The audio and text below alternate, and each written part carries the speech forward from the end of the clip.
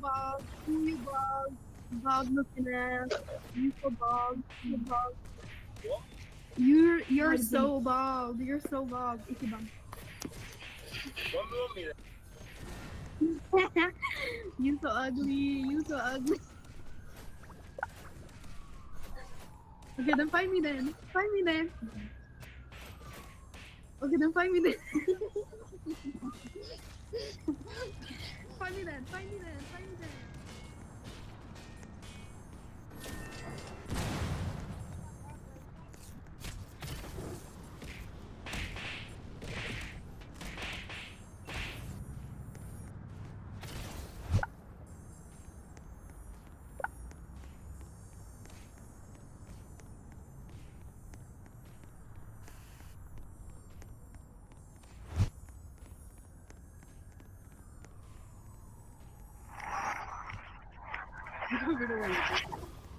Not freeze! Not freeze! Die! Stop! Freeze!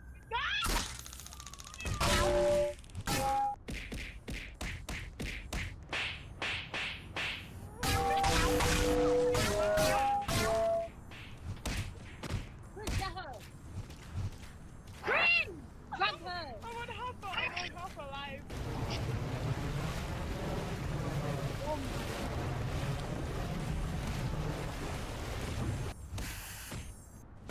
Yes, you're stupid.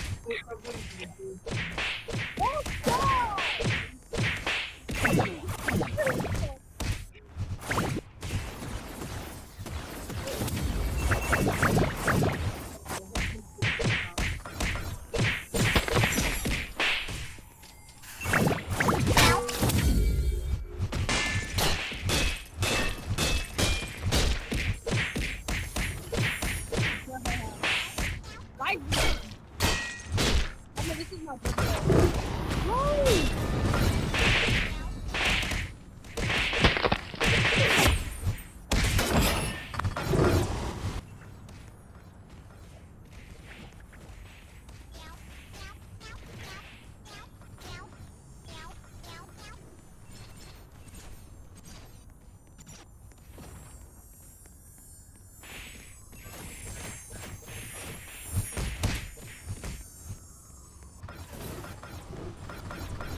Prince, get the gun, bro. Prince, get the gun. Prince, get the gun now.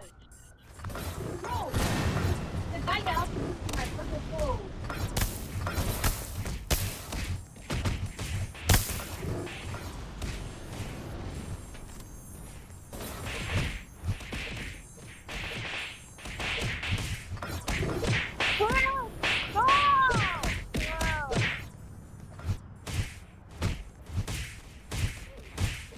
Your own sister, by the way.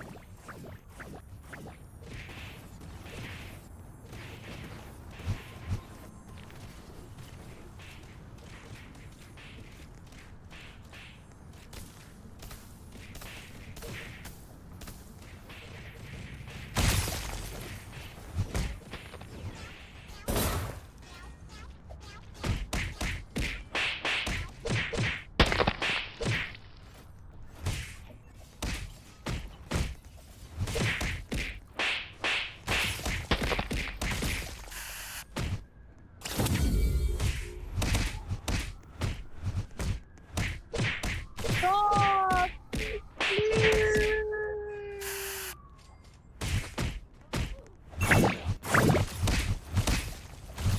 Oh, please, please, have a taser.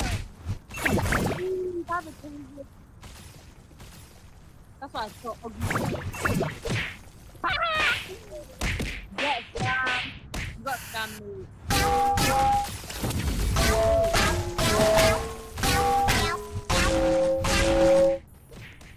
Bro.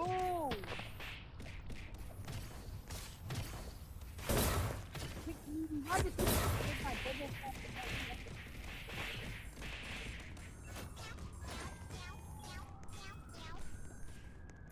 It takes me to the take my brother. Or you're too heavy.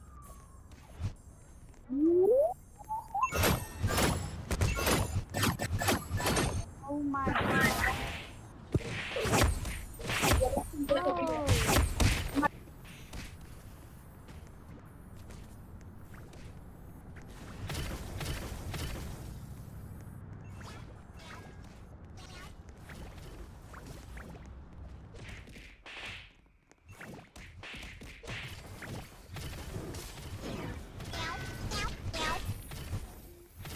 But these are these off.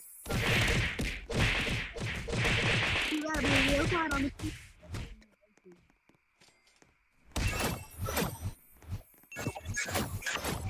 You're a man. I'm not fighting no man. I'm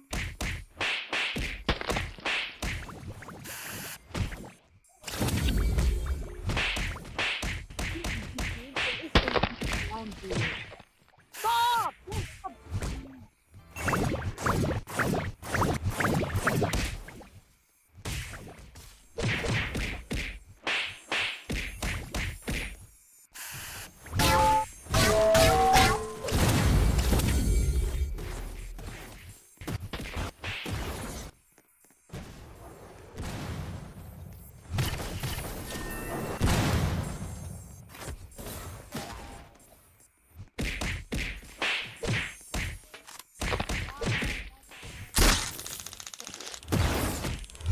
Come to my brother.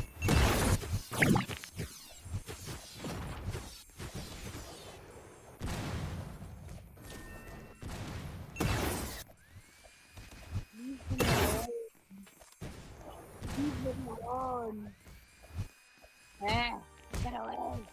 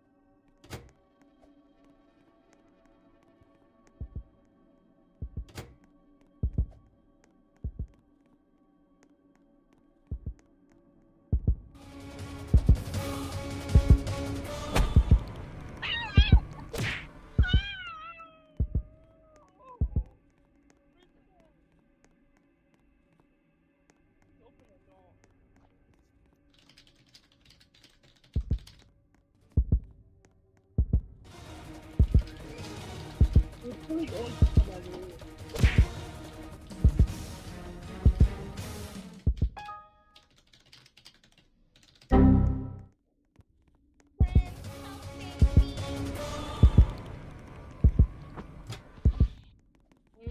I don't like this jumping. Then don't jump a lot. I learned it the hard.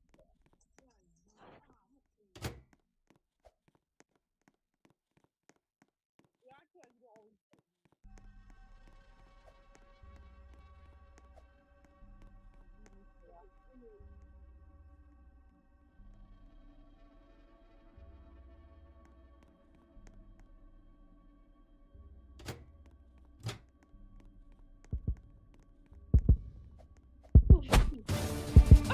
Oh, nice.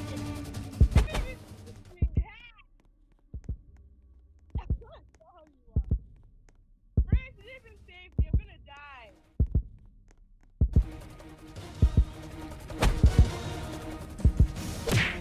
Oh my face! You knocked down my face! You knocked down my face! You greedy boy.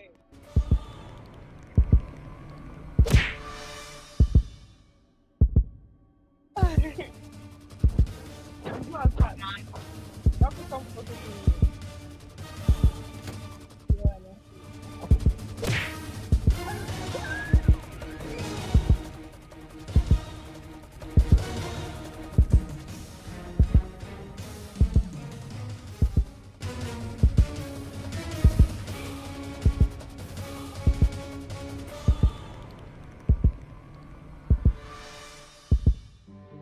It's not.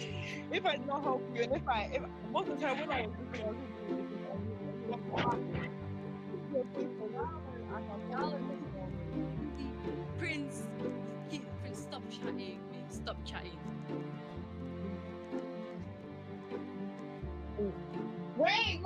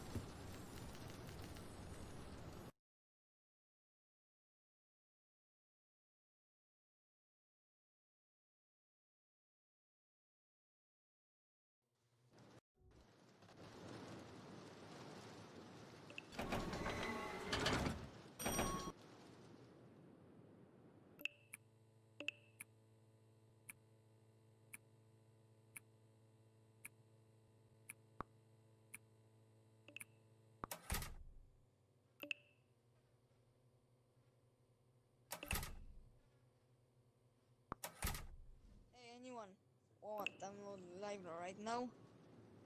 anyone or on live right now, I have 10,000 viewers. Want to play? I have 10,000 viewers. I'm I'm streamer.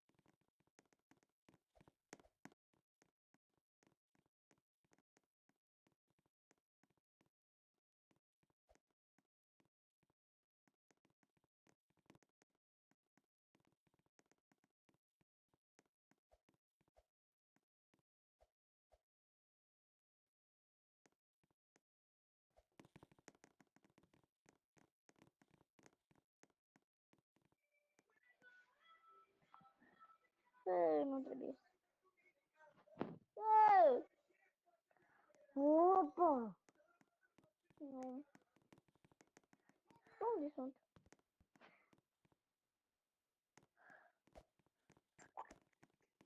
Stai! Nu trebuie nici schimbat. Ha?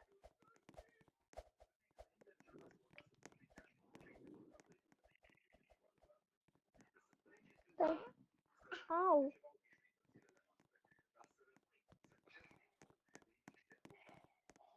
Răb! Așteaptă!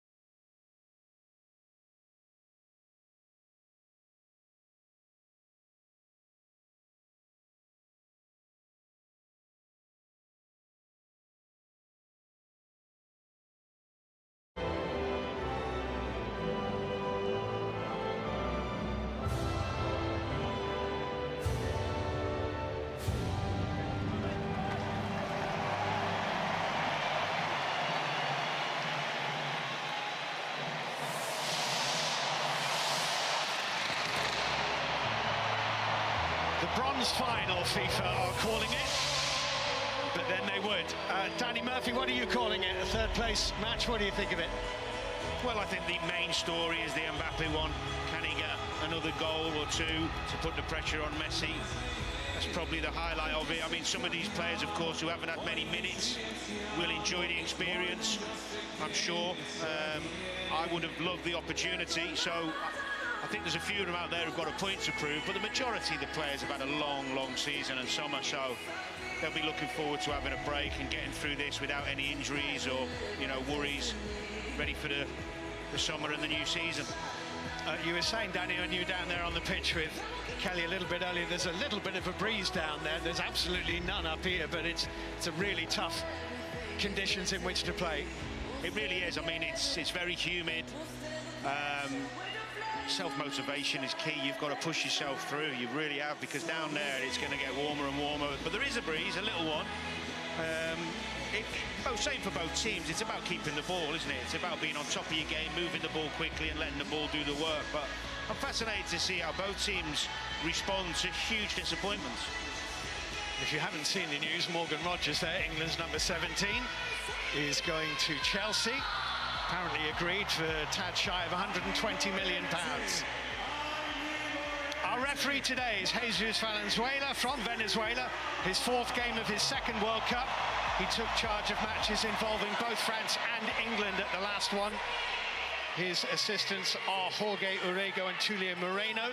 The fourth is Jalal Jayed of Morocco.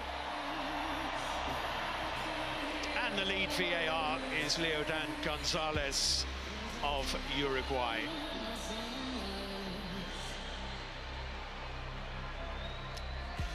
So the captains meet in the middle.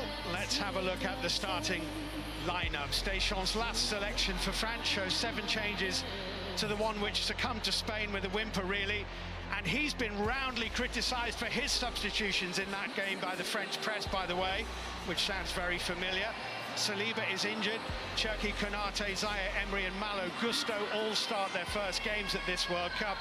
And of course, Kylian Mbappe is looking to overtake Messi at the top of the goal charts. It's a fairly radical 11 picked by Thomas Tuchel. Dean Henderson becomes the first goalkeeper other than Jordan Pickford to play a tournament match for England since Joe Hart in 2016. Harry Kane misses a tournament game for England for the first time since Belgium in the group in 2018. Bang goes the golden boot, you would have thought. 6-goal Jude Bellingham also left out. Ivan Toney's only previous England start came in a friendly against the Belgians in early 2024. He did score in that, but I wonder what Ollie Watkins is thinking. Kobbie Mainoo, by the way, is injured. 14 years in charge, Deschamps. That is quite a shift.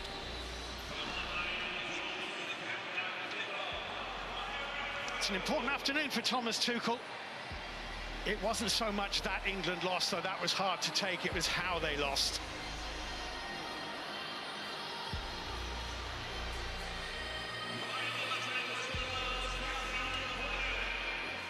Out of interest, the quickest ever goal in a World Cup finals was scored in a third-place match by Hakan Şükür for Turkey against South Korea in 2002. And the FIFA algorithm got something right, because the new world rankings before the start of this tournament were as follows: 1 Argentina, 2 Spain, 3 France, 4 England. They maybe proved prophetic. England from right to left in the first half, all in white, and France all in blue.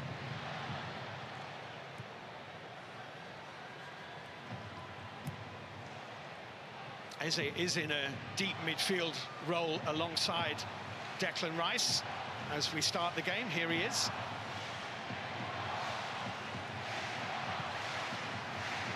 And Jarrell Quansah, who is back from his 2-match suspension, finds Ezri Konsa, and Henderson rolling it out toward this near side. I have to say, I think Jed Spencer's been a real success story for England in this tournament. Yeah, he's done really well, Steve. He's he's faced some criticism without kicking a ball when he was chosen in the squad, but I think he's been one of the success stories. He's taken his chance when he's had him. He's had impacts off the bench. He's done really well.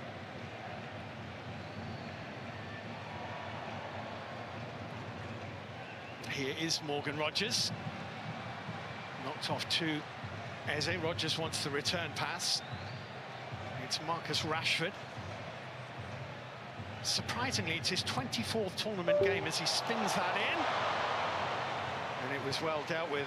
Maxence Lacroix, the Palace defender. Rashford's 24th tournament game for England and only his 5th start.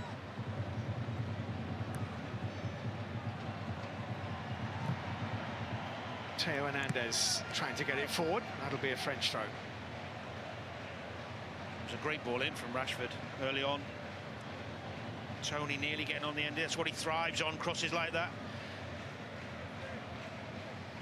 What's the thinking, Danny, do you think, when Thomas Tuchel had decided Kane wasn't going to start today and he had to make a choice between Tony and Watkins? That's well cut out.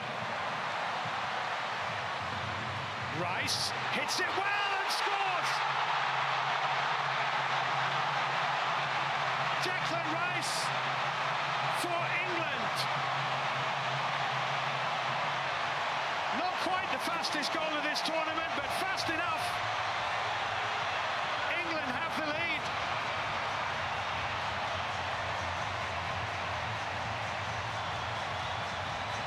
France let him advance, and he took full advantage. Yeah, it's a sloppy ball here from Doué. Declan Rice spotting danger, he does that so well, but it just opens up for him. It makes it look so easy. Poor defending and terrific finish into the far corner. Controlled it lovely. Really composed finish. Keeper nowhere near it, but defending was nowhere to be seen. No closing down, no urgency. Great start for England. That's lovely, isn't it? That shot from behind Declan Rice just shows that as soon as it left his boot, he knew it was in.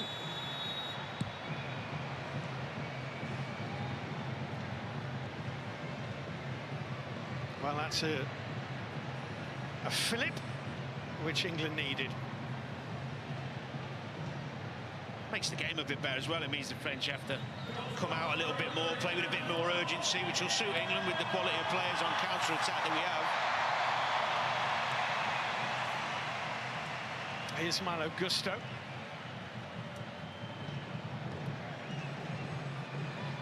Zaire Emery for Ibrahima Konate.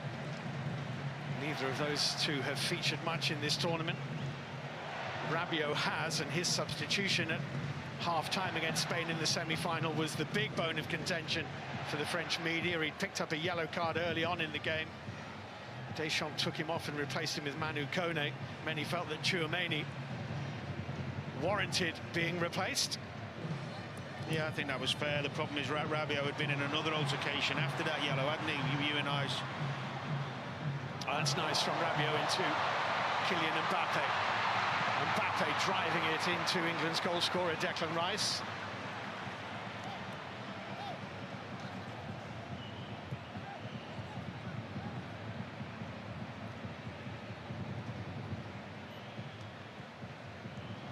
And that's gone astray from Zaire Emery.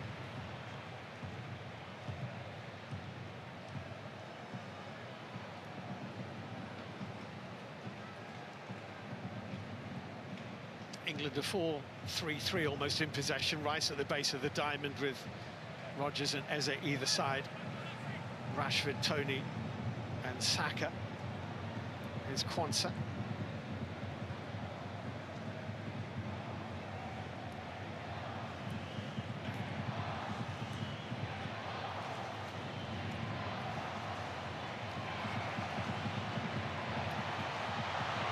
Well covered.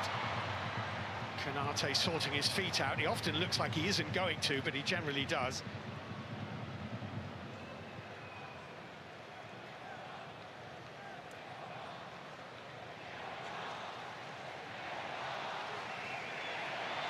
Well, there's never been a 0-0 draw in a third-place game in a World Cup, and that will still be the case. Picked off by Konsa. That's a really good ball. Ivan Toney's hoping it might come his way from Saka. It's Eze. It's Rashford. It's deflected. Good start by England. Really good chance. Thought he'd lost his moment there, Saka, but he ended up getting the ball across. Decent strike from Rashford. Good numbers in the box, England, as well.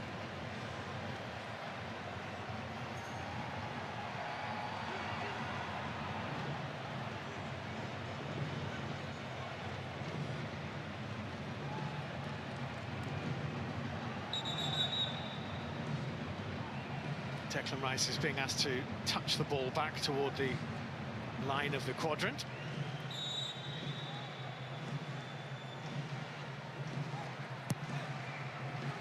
It's gone too far to the back post. Fair play, Ezri Konsa, for going to retrieve it.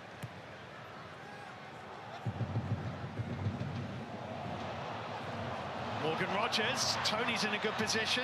Eze got the shot away, it was blocked by Theo Hernandez. Desiree Doué, Ryan Cherki, that's a great ball. And Mbappe, much to his own surprise, I would imagine, as much as anybody else's, failed to take it with him. It was a surprise. Great move, great counter. Just a poor touch, wasn't it? Let Jet Spence get back in.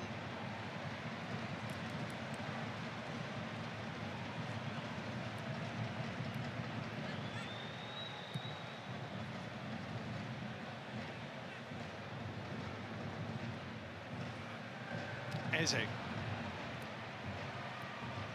Rashford. Malo Gusto with the challenge, Malo Gusto with the foul, England with the free kick.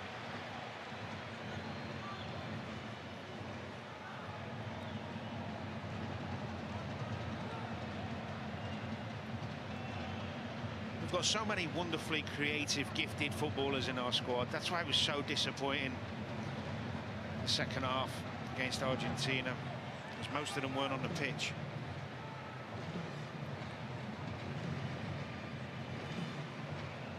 Certainly England's approach to this game so far has been very positive.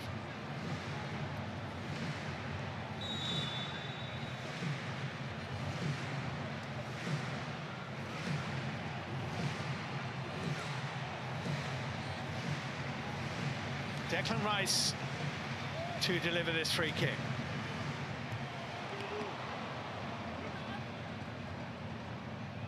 It's fallen to Ryan Cherki.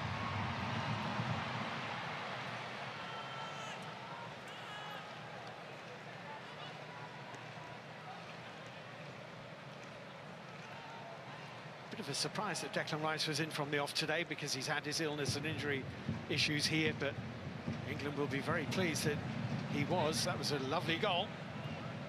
Yeah, I was a little bit surprised to see him in the starting 11, to be honest, as well. But we know he is a phenomenal athlete. Durability. I'm sure he desperately wanted to play as well, as the type of lad he is.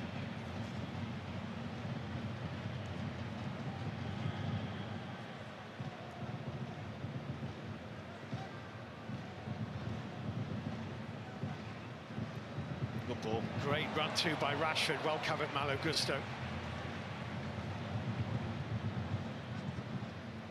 I like that Konsa tried it. That's good play. Doué is in the middle. It's Ryan Cherki. Good save, Henderson. A little bit hurried from Spence. It's going to come right back at England here, and Henderson can collect the shot from Zaire Emery, which had all the pace and direction taken off it.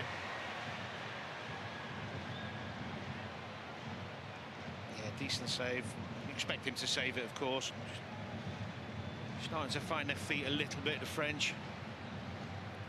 It's only his third competitive game for England, having featured against Finland in a Nations League game and Albania in a World Cup qualifier.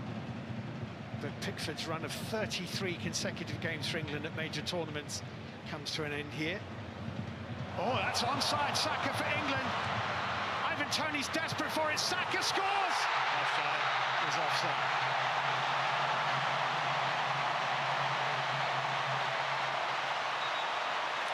Well, the flag up from Tulio Moreno. It'll be checked by Leodan Gonzalez and his team. Yeah, that angle, it looks like he's gone a yard too early. Space is there, though. And here comes Olise.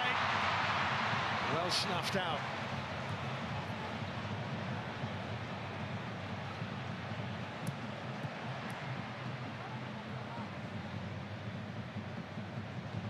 Jarrell Quansah wins the throw-in for England. I think Saka and Rashford have got the pace on both fullbacks. If they can keep getting that ball in behind, there's so much space. French playing a high line. Cherky.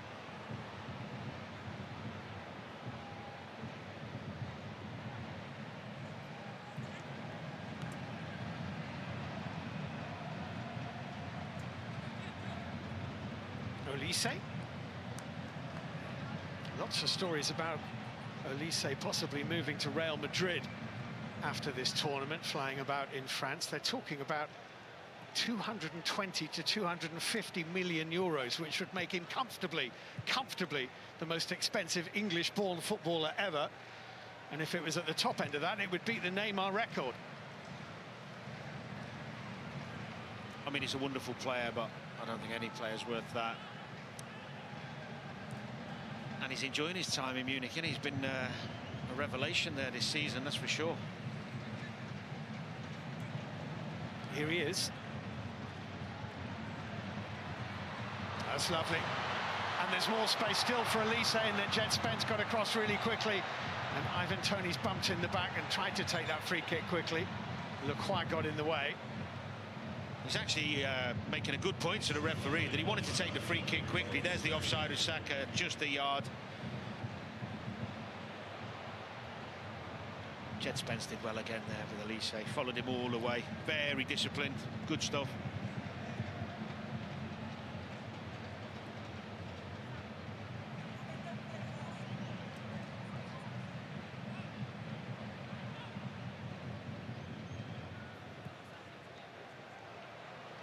As he leaves it, Rodgers tried to dink it through Rabiot.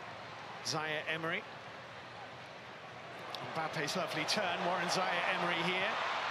He's got to go left to Doué. There wasn't much else.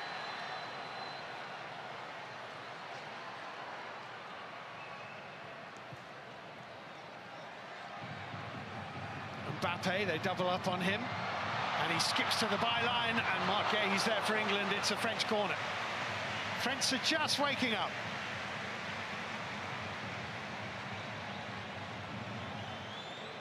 It's nearly impossible to stop Mbappe one-on-one. He's so quick. Theo Hernandez with the chance to cross here. Ivan Toney's clearing header is a good one.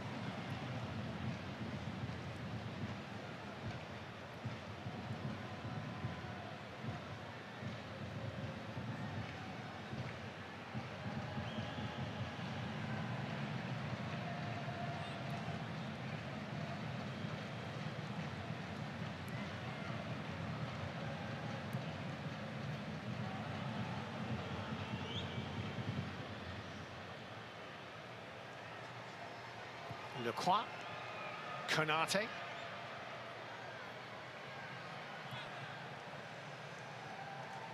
There aren't many sides that would give so few minutes to a player of Zaire Emery's quality and energy.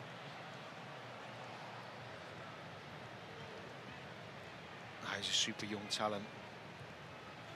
Very loyal, Deschamps, for the players who've done well for him over a period of time. It won't be long before he establishes himself as a regular in this side, I'm sure. Ibrahima Konate. It shouldn't be forgotten that the Paris Saint-Germain contingent, or at least some of them, will know Tuchel pretty well. He won 2 French titles and the Cup with Paris Saint-Germain.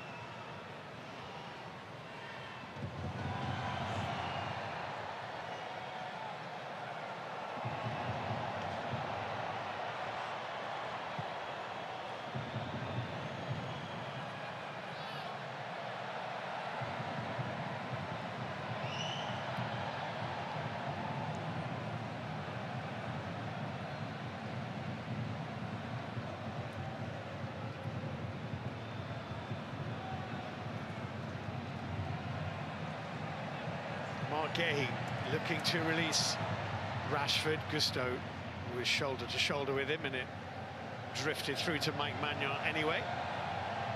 It's the right idea from Gay. It was just too straight.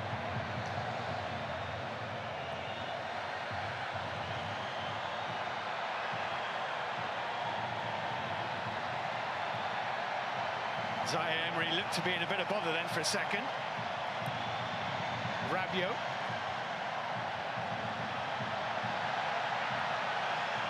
Elise's gone too early. Zaire Emery uses Malo Gusto instead.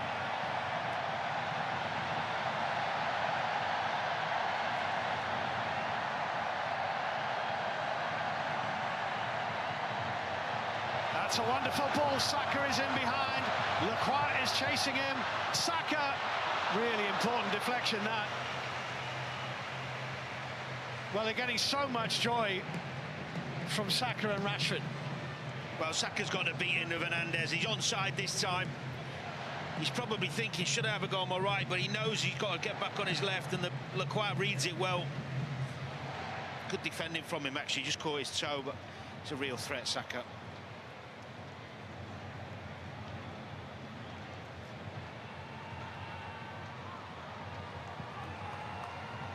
So it's another England corner.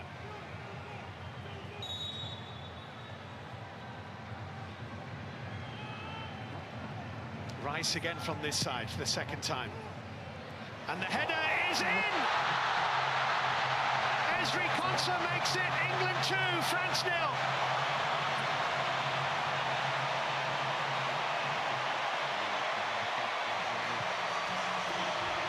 That's such an easy goal. Ezri Konsa fills his boots.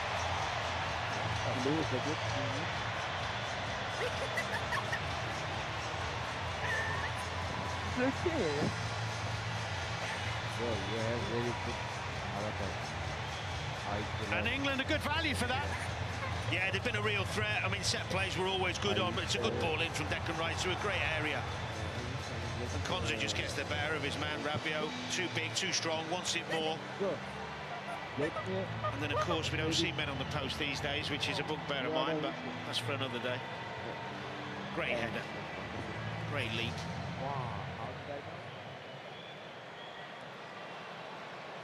2-0 England inside 20 minutes. A goal and an assist for Declan Rice. Here's Rabiot.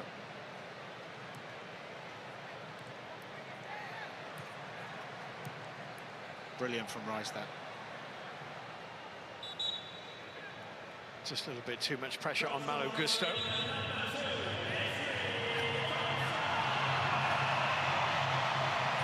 Ya hadi be oğlum, nerede kaldın ya?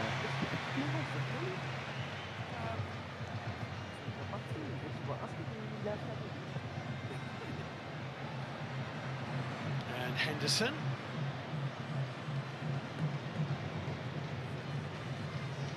Well, it's a repeat, of course, of the quarter-final of 4 years ago in Al Bayt, when Kane scored one penalty and missed another, and England exited. Fourth World Cup meeting, actually. England have won the other two. Semi-final in '66 when Roger Hunt scored twice, and the 3-1 in Bilbao in 1982 in a group game, best remembered for Brian Robson's goal after 27 seconds. The World Cup kind of went downhill from there for England back in '82.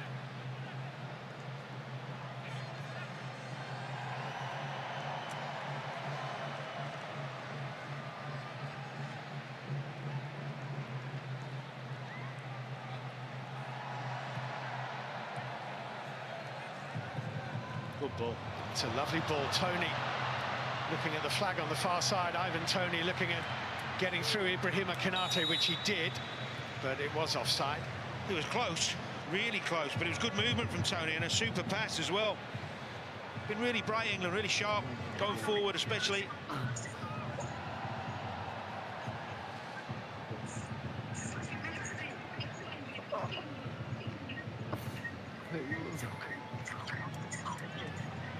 Curled away to Cherki by Doué.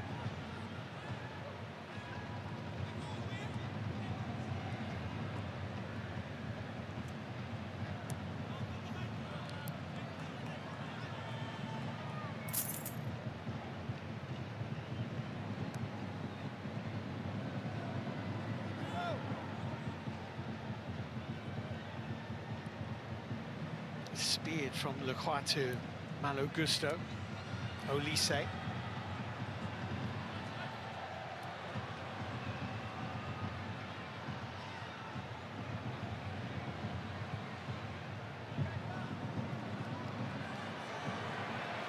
Kylian Mbappe thinks about it, curls it, and it's wide. I think Henderson had his angles correct. Decent effort, wasn't it? Trying to whip it into that far corner. Yeah, Henderson's comfortable there. Can't give him that much space though. Got to get out to him more quickly. So the first hydration break, and England lead by 2-0 in Miami. Declan Rice and Ezri Konsa. Well, tomorrow, should you need reminding, I'm sure you don't, Spain against Argentina at the World Cup final, live from New Jersey. Gabby Logan joined by Wayne Rooney, Joe Hart and Micah Richards. That's 7 p.m. on BBC One and the iPlayer. And of course, we will get for the first time the World Cup halftime show.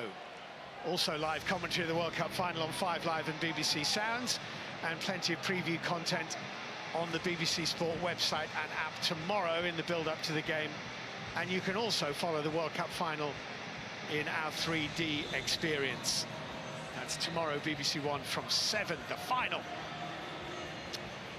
And if you are wondering what to do with your time or the early hours of the morning once the World Cup is over, there's plenty more football to come on the BBC. Scan the QR code on screen now to download the BBC Sport app to get coverage of all the big transfer stories and pre-season matches. And you can follow your team to get the latest news, analysis and updates delivered straight to your phone. Stephen Warnock, hello again. And how are you? I hope you got back okay. And what do you make of the first 22 minutes? That's nice, isn't it? Yeah, it's been really good, Steve, and yeah, hello again to you as well. It's been impressive in terms of how England have pressed high up the pitch. Also, when they've won that ball back, there's clear evidence that there's numbers high up the pitch, making runs in behind the back line of France, and they've made it very difficult. So far, it's been a vast improvement. Probably many people sat at home wondering where this attitude or where this approach was in the last game, last sort of 20-30 minutes of the Argentina game. Which is a good question, isn't it, Martin? But obviously it's very, very different circumstances. 100%, but you know, one thing about our DNA, talking as an Englishman, is we show character, and he would have seen that. Thomas Tuchel would have seen that in his players tonight. It's been a very professional performance, particularly like Eza and Rodgers in that midfield, and Rice, I think, playing in his natural position, still found time to run through and score a wonderful goal. Thank you very much, Stephen Martin. England 2-0 up, quarter of the way through the third place game.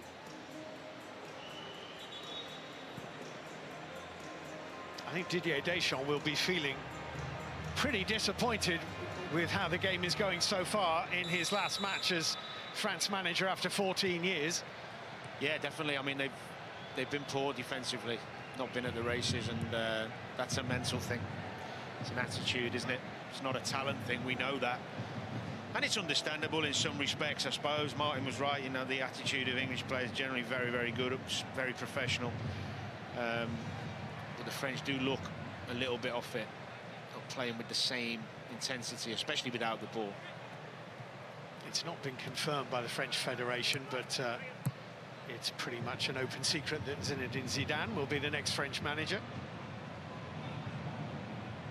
Rice can ping that away to Quansah if he can reach it, and he can reach it. They can quite control it. Theo Hernandez there.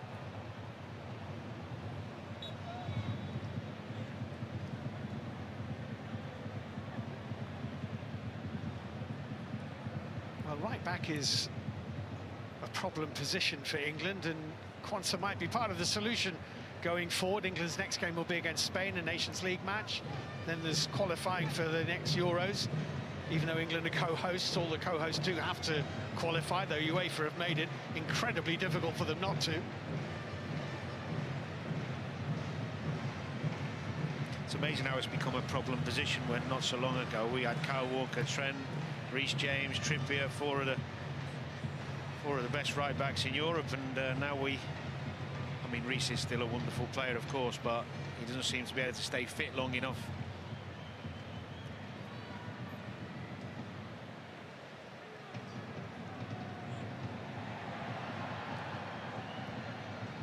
It is just worth reiterating, in case you missed it, that Kobbie Mainoo, who hasn't played a minute at these finals, is injured today. The FA issuing a statement to reiterate that, which suggests that had he not been, we would have seen him today, but we won't. Here's Désiré Doué and Kylian Mbappé, and off the line by Guéhi.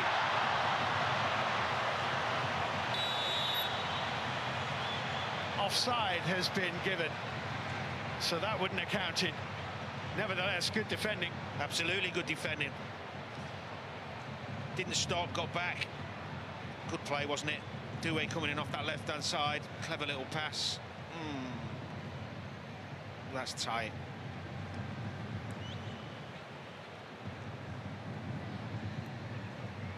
Good from Henderson as well. It is, isn't it? Yeah, nice and sharp up his line. But for Henderson's intervention, Guéhi would not have been reaching that, but it would have been ruled out anyway.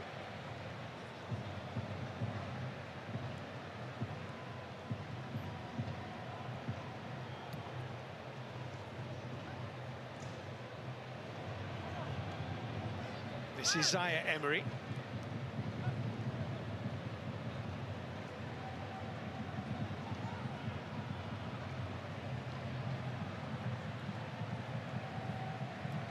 Canate for Malo Gusto. Rasha risen quickly. Spence is there.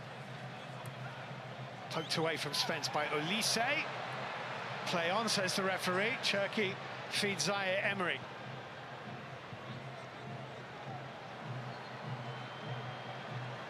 Doué.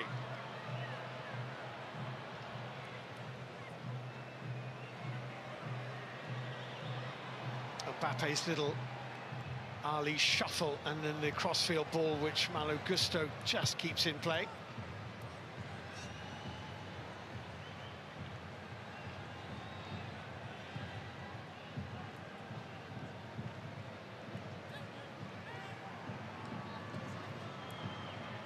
Bit of room here for Olise, then Spence made sure there wasn't. Calmly done again from Guéhi. A little bit too intricate from the French. Has to be perfect, those type of things. England's back line, nice and compact. Good distances, good defending.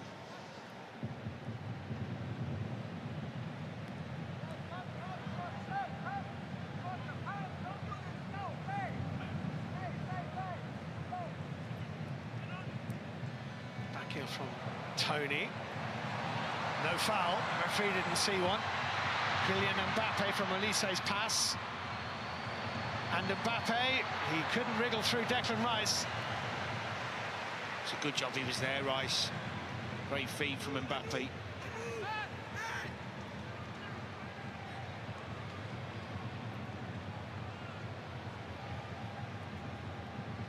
Well, whatever you think about this game, and however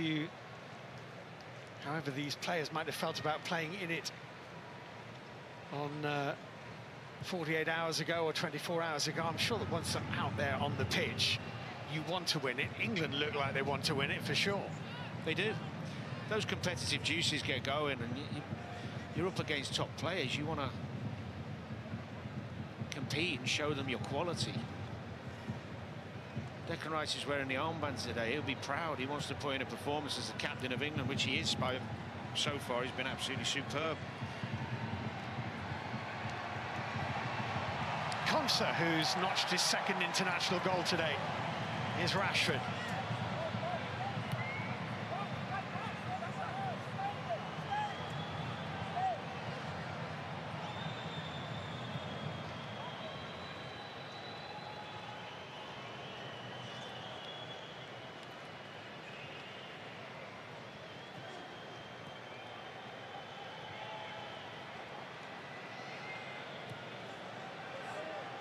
Quansah.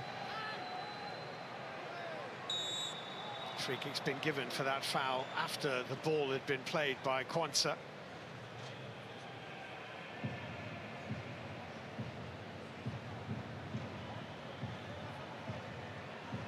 Been playing each other for over 100 years, these two nations. First met in May of 1923 in Paris. England winners 4-1. In fact, England won the first 6 meetings until they finally lost in Paris in the early 30s.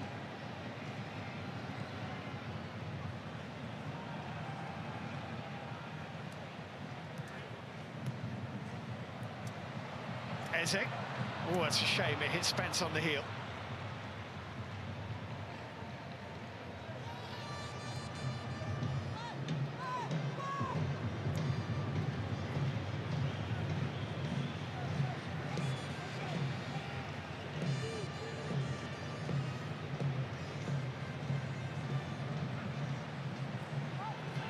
Cherky. It's a very good foot in from Esri Quansah. Was. Rodgers. Onside Rashford. There's a pass to Saka. He didn't deliver it. Oh, lovely bit of skill though, and a dipper which Manya pushes away.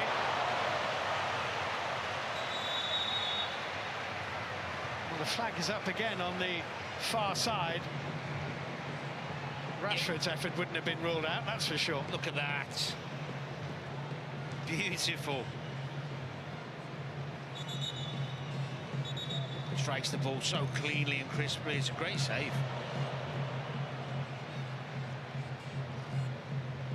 That was moving and dipping. England have played some really good stuff this first 33. Rice winning it back again there. He's been terrific. Brilliant.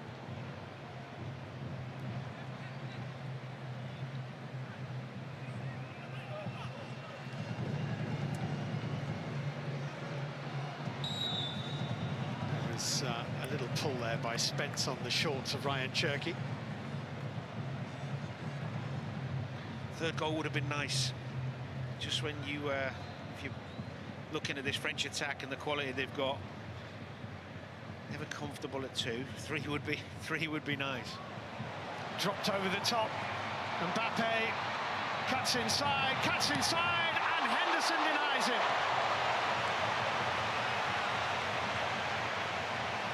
A grimace from the great man.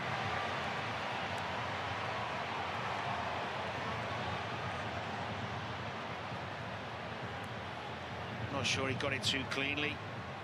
Expected the net to bulge when he went in and cut past 2. Olise, dispossessed by Saka. Here's Rodgers. Ball. Saka, if he can stay onside, is in. I think he's onside here. He's forced wide by a less than a short touch, and then he can't find Morgan Rodgers.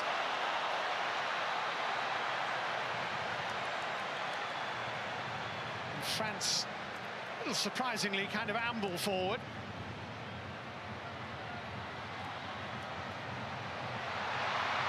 Mbappe's not ambling now, but he is dispossessed by Rice.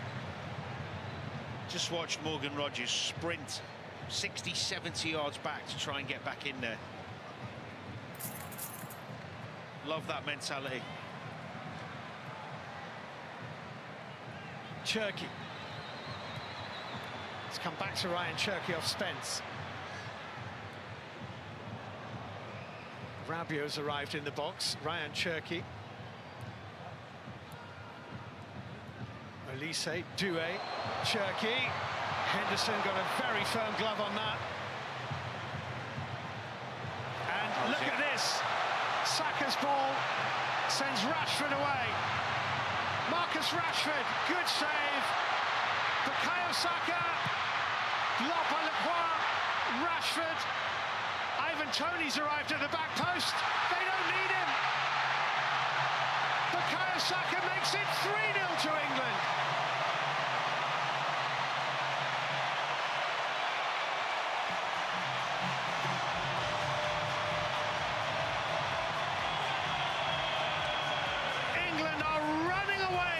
this match.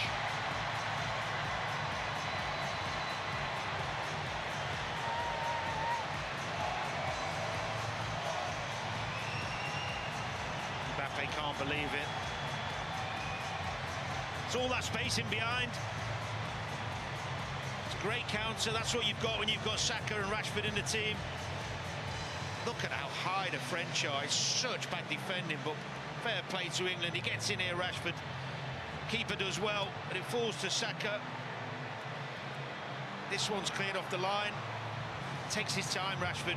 Patient, really good. Really calm here from Rashford. I like that. Waits for the opportunity. Who's in a better position? Deserves that goal, Saka. England outstanding. France, frankly, nowhere. Michael Olise was so slow to realise the danger. But he shouldn't be the last man. No, but he might have made a little bit more of an effort to get there. Well, yeah, agreed. It is le fin for Deschamps today, not the final. And France have been pretty awful in this first half so far.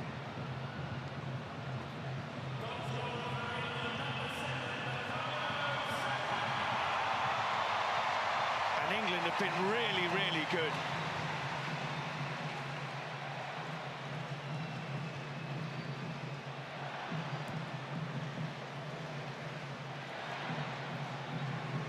And they're not done yet. Lecroix for France just studied the spin of that ball before half volleying away.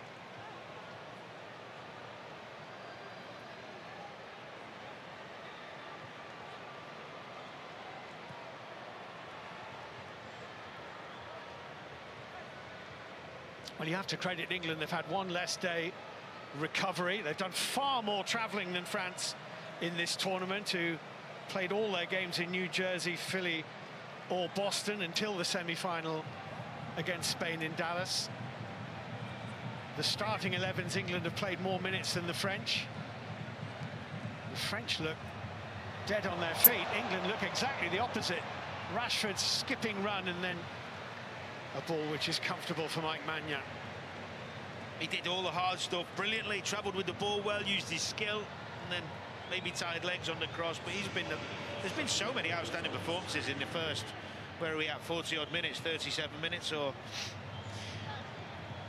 especially from an attacking point of view. Malo Gusto into Desiree Doué. Doué was being held.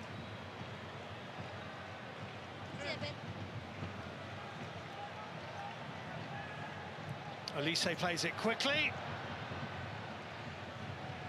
And the result is a goal kick to England.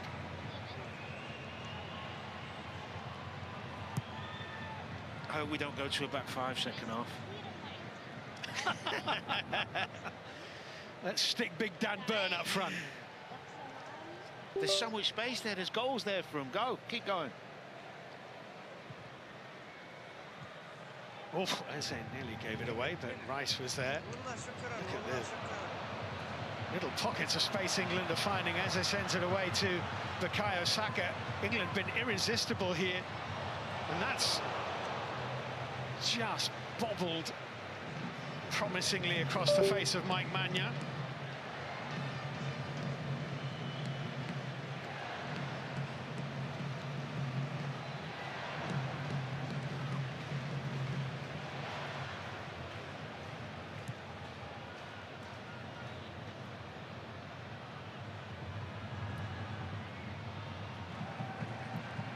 Now it's Malo Gusto. It's deflected off Declan Rice. Again, such an important touch. It's the yards he puts in before to get back there, to get the touch. Every time France lose possession, England look like they can hurt them. Here it goes again. Rashford. Ivan Toney. Oh, if he got contact on that, it might well have been 4. Should have been. I don't know where Gusto's playing, by the way, because he's never at right back. Toney just gone through his legs, isn't it? Maybe just got in front of it a little bit. Ryan Cherki for Kylian Mbappe.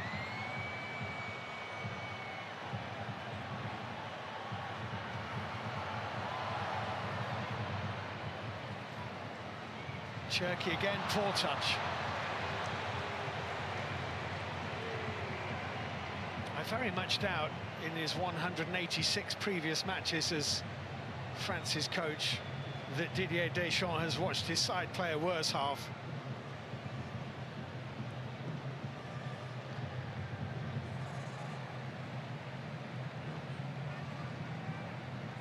They're all over the place defensively. Absolutely all over the place. But as much as they've been poor, England have been excellent. Yeah, that's fair. Been really bright, really sharp, runners off the ball. Good urgency about them. Last time England beat France on foreign soil was 1997 in Montpellier, the Tournoi de France, a warm-up for 98. Alan Shearer, 1-0. Ivan Toney. Saka had just moved.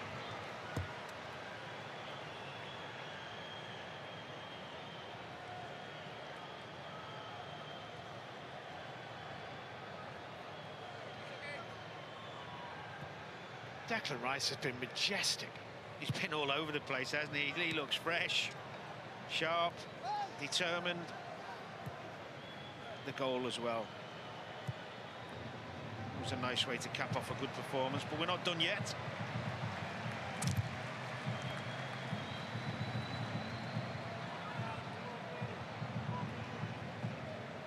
Olise.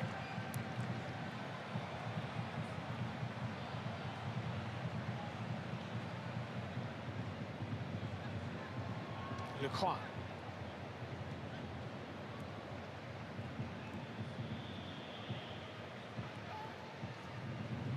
Rabiot for Cherky.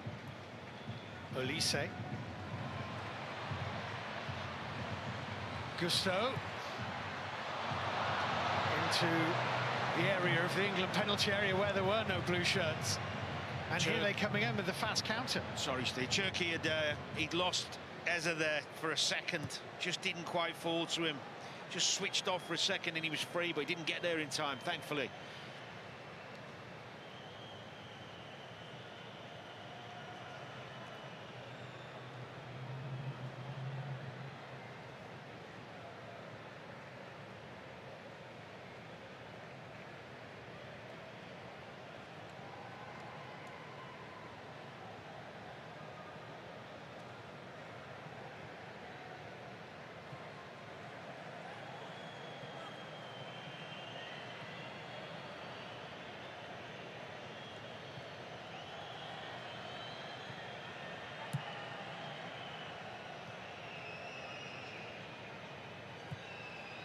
Done well, Henderson as well, hasn't he? 2 or 3 times called upon.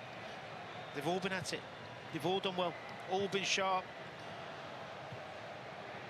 Saka.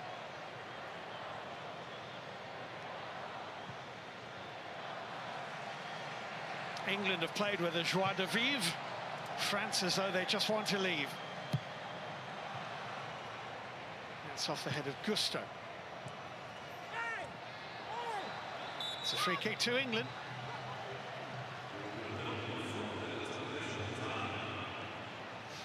A minimum of 4 added minutes.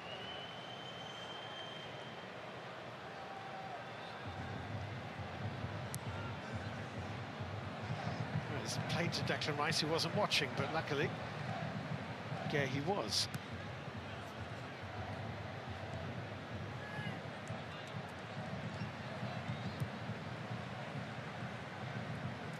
Gave Eze, lovely turn away from Zaire Emery. What a ball that is. Bukayo Saka. Oh! Brilliant.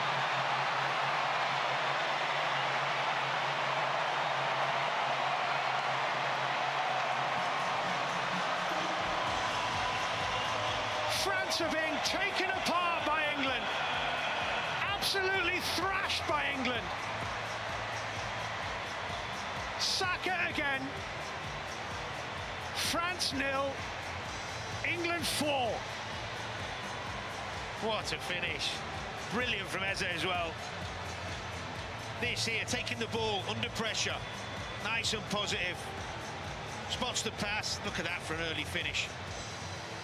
Superb.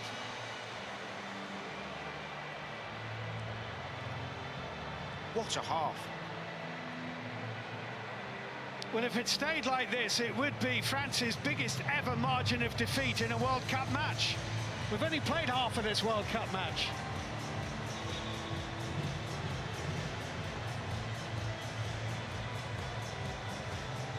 And by the way, England's record win of 6-1 against Panama is not out of reach either. Let's not get carried away, but you never know. It is great to see. The frustrating thing, of course, is that, yeah, you know, yeah, this level of creativity and forward talent that we've got wasn't there. Second half. And France has shown absolutely none of the spirit of Argentina. That's very true as well.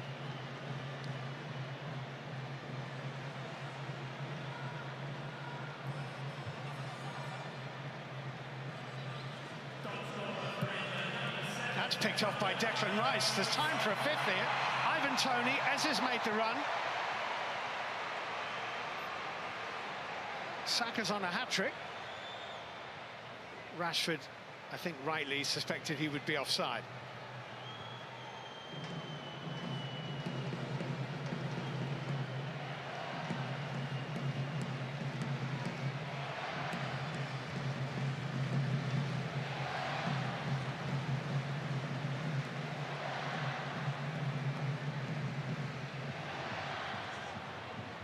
That's well won. Rodgers, Toney, off Lacroix for a corner. It was well won, wasn't it? In the build-up, Konsa following Mbappe all the way in.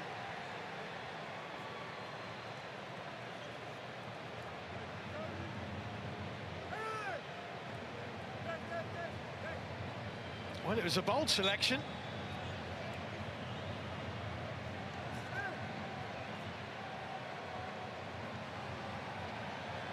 Fairly certain that Bellingham and Kane would have said that they were available for duty.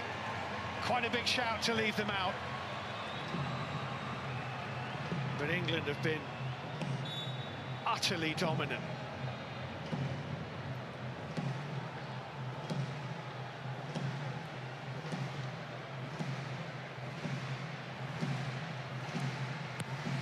Saka's corner, Manya gets a free kick.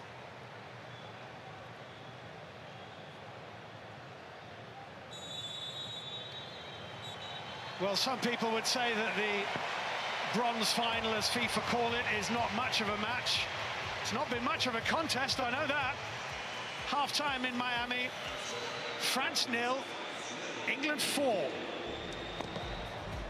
Steve, thank you very much indeed. Remember, a win tonight for England will be their best finish at a World Cup since 1966. Martin, Stephen, can you believe this? It's been impressive. It's been a game of mentality and the difference in mentality in each changing room. I think it showed that England really wanted to put things right tonight. I think it's been a hugely impressive performance from the English players. However, you've got to question the opposition, you've got to question the commitment to France and exactly where they're at. But England can only face what they're up against, and so far it's been very good. France are so open, aren't they, Martin?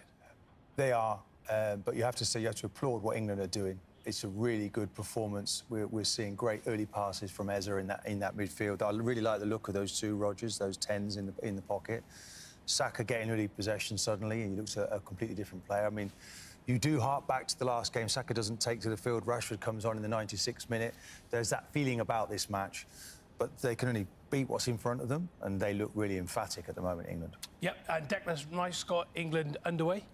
Yeah, brilliant play from Declan Rice. I mean, intercepting the ball the way he drives forward, but you look at the way that they win the ball back here, and they're light at the back. They're in a 2v1 situation. Declan Rice knows he's now got to fill in that left-back position. You see him here. Never takes his eye off the ball. Always in a good position to go forward. Lovely overlapping run from Rashford. But look at the numbers high up the pitch. 6 England players high up the pitch when they win it. That's been a huge difference in this game. Yeah, I mean, this is Rashford, looking at Declan Rice, playing in that 6 role, which I think is his best role for England, in all fairness. I know we've had Anderson come into there. But look, the quality that he has, he can still get forward and scores a wonderful goal there. It's a fine finish from Declan Rice. In fact, let's take a look at his stats. I mean, this is incredible, the amount of minutes that he's played in this season. Of course, he's had a tremendous season with Arsenal, Martin, winning the Premier League and obviously runners-up in the Champions League final as well. But look at that, what a machine. Yeah, I mean, it's an incredible amount of games he's played, and you've wondered if it's affected him, but he's playing with such freedom tonight. I mean, I don't know whether the Mexico game affected us afterwards, the altitude issues, but the English players they look full of running, and they're getting bodies into the final third. And we'll see on the third goal, they run from deep in the position they were in against Argentina, and many a time sitting on the edge of the box, didn't look like they had the energy to break. And suddenly, for this third goal, the pace, power, energy, it's remarkable to see. But it just feels like it's after the Lord Mayor's show. It's that feeling about it tonight. We could be sitting here, this could be a World Cup final. Well, that's the point. There are many people will be watching at home and thinking, where was this performance against Argentina? Yeah, 100%. And I just think, where was the pace against Argentina? I think when you think of the performance of both Rashford and Saka and the ability to stretch the pitch, and something I spoke about before the game was, pace kills anyone. It's a defender's worst nightmare, and it's so hard to defend against. And you see that pace from Rashford, from Saka on the wings. It's been really impressive. It's been tough to defend against for France. And then suddenly England 2-0, Martin. Yeah, from a set piece, another assist from Rice. Suddenly he finds that perfect ball. It's all about delivery. We've seen it all season. Konsa now cashing in. He knows where to go. He's been training with him for the last 6 or 7 weeks. Perfect ball in, and look, he's got the spring. And that far post, Danny Murphy saying he doesn't like it when there's not a player sitting on it. Look, it's so exposed. He gets good direction, and it's a certain goal. Such a lovely finish. I mean, the thing is, you've got to be strong, and he's strong against Rabiot. Rabiot doesn't get anywhere near him. It's a lovely glancing header. I'm with Danny. I don't get the man on the post. I used to love that job, Jace. Standing on the back post, marshalling it, making sure they're the ones that you clear away. But it's such an important role. I enjoyed Danny's commentary, making his point very clear. Absolutely. About defending and marking. And then Saka makes it 3-0. Yeah, and I mean, this is an amazing goal. You know, and they get a few... I mean, but it's the... Look at the intention. So we're all back on the edge of the box as we were against Argentina. But look at the intention to get forward. Look, Rashford out the block. And the speed. He's gone, he's away. OK, then you can question the French here if you want. But Saka there's in support. Good save from the keeper. And these two don't panic here.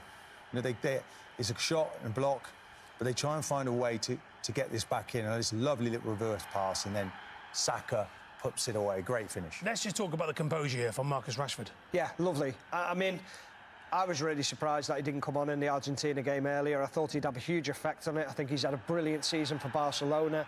I think he showed at times throughout this World Cup how dangerous he can be, whether it's an impact player, whether it's a starter. But that composure there, just to make sure he slowed himself down, make sure he picks out that pass. Lovely play. Again, Argentina would be looking at that tonight, watching, wouldn't they, having a meal and thinking, thank goodness, you know, Rashford didn't come on to the 96 minutes and Saka didn't come on at all, because you can see the quality that they've got. Yeah, really good point. And then it's 4-0. Yeah, it's just non-stop, isn't it? But again, it's these runs in behind. Lovely. I mean, Danny Murphy spoke about it in the commentary, that turn away from Eze, but then that movement from Saka from out to in behind, the movement from the centre-forward position to open that space up, little move inside, allows that space for Saka. The movement's brilliant. The finish is absolutely sublime, but it was so fluid. It was so easy on the eye for England. And the pleasing thing is Eze isn't going backwards. He isn't going sideways. He turns on it, and then he plays a really good ball through. Saka reads that, makes a perfect run, and it's a great finish. OK, for the moment, thank you very much indeed. Let's bring you some reaction then from the game. England assistant coach Anthony Barry is with Kelly Summers. Wow, Anthony, an extraordinary first half. I guess the only frustration for you must be that performance has come today. No, I have to be honest, no frustration. I'm a little bit emotional. I can't find the words to describe just how proud I am of these players. They're playing a game with broken hearts. I see 11 lads out on the field with broken hearts. I've seen them in the hotel the last 2 days, broken hearts.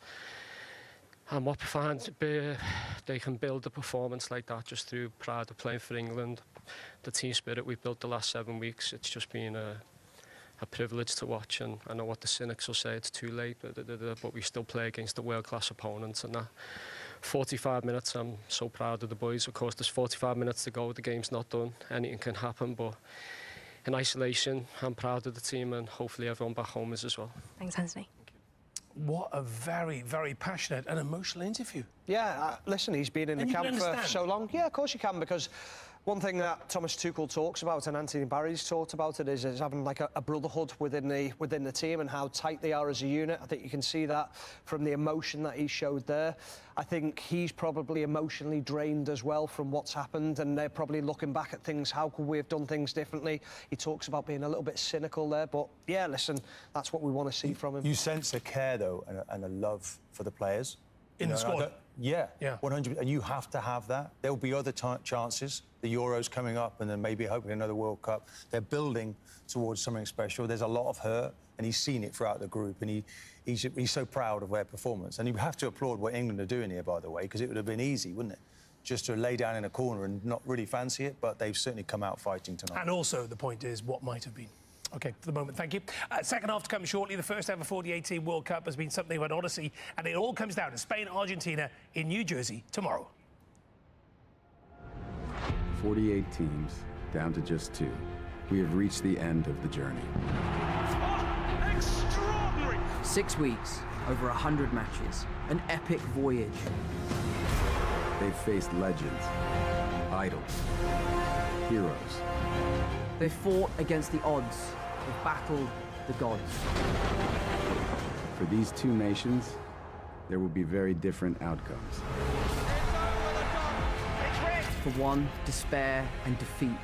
Their tale ends as a tragedy. But there's no consolation for losers. For the other, glory. Champions of the football world. Legendary status awaits.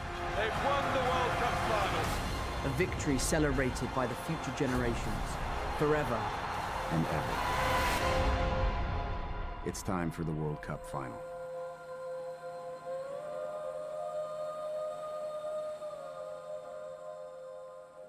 Oof. Cannot wait. Right, our team in New York have been gearing up for the big one with a spot of rowing on the Hudson. Wayne Rooney delivering on a promise he made earlier in the tournament with Joe Hart and Michael Richards alongside him. There's more of that available on the BBC Sport website and app, BBC Sport socials, BBC Sport YouTube channel. And after that workout, Joe is alongside our World Cup final commentator, Guy Mowbray. Well, Joe, New York, and here's your favourite place. How was your trip on the river? It was funny. Waz's big mouth, but we backed him up, and we had a laugh. We always do. It was, yeah, we did all right. And we're here for a big reason, because there's a huge game tomorrow. We've got 2 Latin nations, but 2 nations of very different styles. I think that's exactly what we've got, and that's why it's so interesting. I think obviously the Spanish style is, as you see it, they probably train the same every day. They work on the same sort of things, same sort of tactics, same sort of movements, and they're excellent at it, unbelievable at it, in fact. Obviously doing what they did in the Euros 2 years ago. And then you've just got the craziness of Argentina that was phenomenal. And, you know, we saw it the other night. We saw that it wasn't perfect. By no means is it perfect, but geez, they'll give absolutely everything they possibly can and sprinkle on top with the greatest player to ever play the game. It's not a bad combo. And you look at Spain, who are a team. We keep calling them a team with no stars as such, but Manchester City's Rodri seems to have had a revival. He has come back to life at this tournament. Well, he's worked really hard. He went through a devastating injury just at the height of his powers, Ballon d'Or, doing everything he did at Manchester City. Very stop-start season, understandably. I think the season before practically missed it, didn't he? And then last season he wasn't purring. But it comes with time. He's a brilliant, brilliant player. Manchester City changed their style a little bit. They weren't as much playing through the lines as they probably would have done. You know, Pep tried to evolve the team, but this Spanish team very much plays to his tune, and he's fantastic at it. He's grown in confidence and fitness and prowess, and you know, this could be his day tomorrow. And you just mentioned about Argentina. We know they've got the greatest player that ever played, but they are a team as well. And is it the fact that they never know when it's done? They will never accept it, Argentina. It's been like that forever, hasn't it? They refuse, and like I say, that my only experience being out of this tournament was the other night. And England were in it. England were giving them a right good ding-dong. It was a dust-up. It was aggressive. It was feisty. There was a lot of good football being played. But they're just trying to slowly work the team out. Whereas Spain just pass you into submission and then beat you. Whereas Argentina just looking for any angle. How can we get, you know, to the better teams? Of course, the lesser nations, they can beat them with their quality. But I think when they think it's more of a fair fight in terms of ability, they just look for any little weakness, and I think they just work hard off the ball, on the ball, little subtle changes, and eventually it culminated in Lionel Messi taking over, and the team just went for the kill. Well, we're both really looking forward to it. 6 weeks of beautiful weather out here in the States, and Joe's brought Manchester with him. Yeah, come on. Very good. Thanks to Guy and Joe. Join Gabby Logan and the team tomorrow night for the World Cup final. Spain-Argentina. What a game. All the build-up, 7 o'clock, BBC One and iPlayer. The programme will include the halftime show in full. And there's match commentary over on 5 Live and BBC Sounds. Kelly Cates presents the coverage, 6:45 p.m. That's after the final round of the 154th Open Championship. 5 Live and BBC Sounds have live commentary all afternoon and highlights of all the action from Royal Birkdale, BBC Two and iPlayer from 5 to 10 tomorrow. Or the live action from the 100 begins on Tuesday. Looking forward to that as well. And of course, you can check out the Football Daily podcast anytime on BBC Sounds. We got labelled like the golden generation. We had 11 top players in one team. Captains, winning Premier Leagues, winning Champions League. Balls to Rooney! But in the World Cup, you get a crisis every 2 or 3 days. The wives and girlfriends were as big a superstars as the players. Some of them went out of control. This is a bad start for England. We were in a desperation mode, hidden by ego. Everyone was thinking, why is it not quite working? You ready?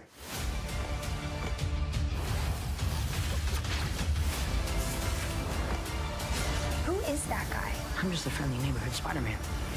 With great power Comes great responsibility. Be careful what you wish for, Parker.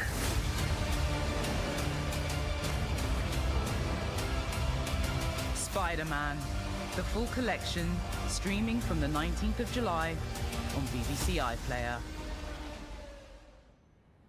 Sport, football, Spider-Man, got it all covered, haven't we? Everything. I'm not going to ask you any questions about Spider-Man, don't worry.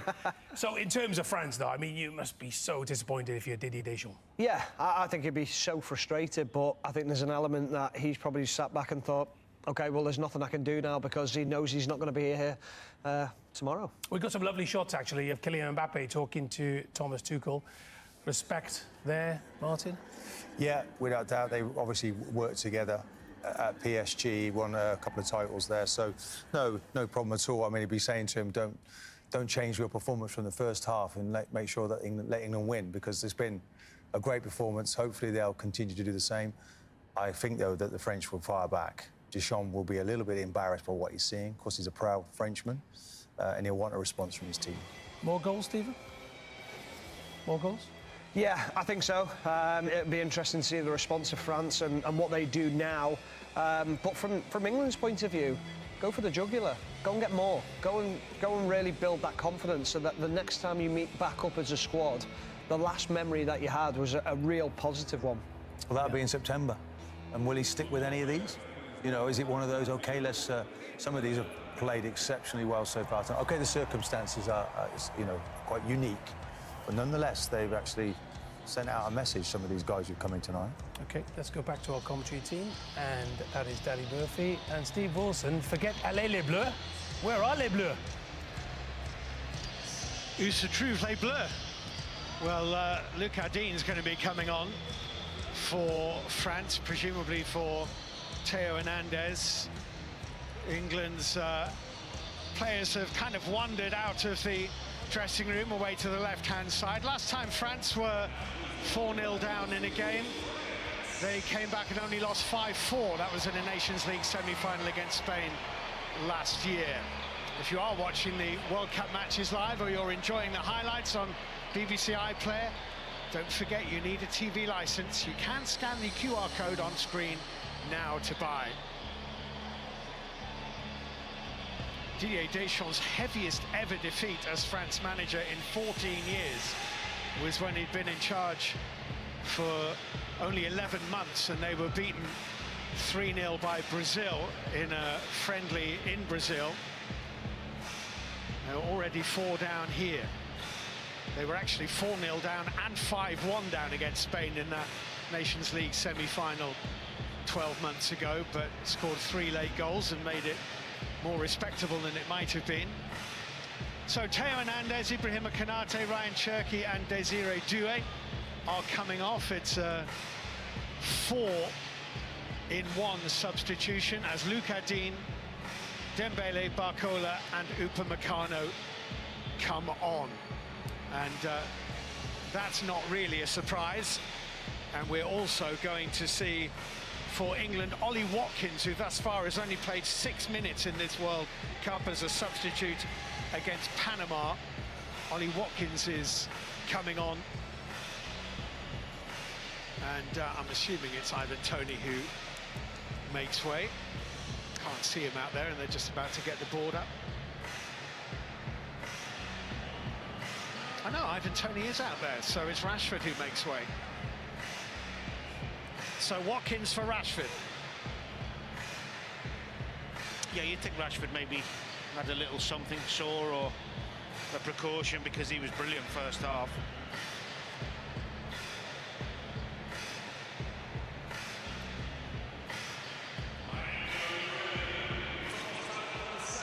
So Watkins for Rashford, Cherki, Doué, Theo Hernandez and Konate all off for France. Lucas Digne, Ousmane Dembele, Bradley Barcola and Upamecano coming on. So it's more like the French first team. They were nothing like a French first team in the first half.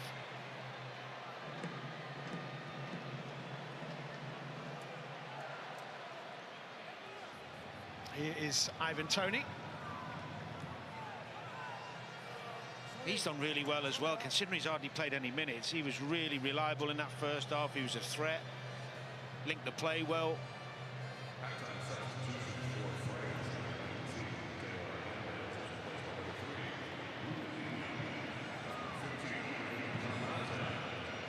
Rodgers to Rice to Eze.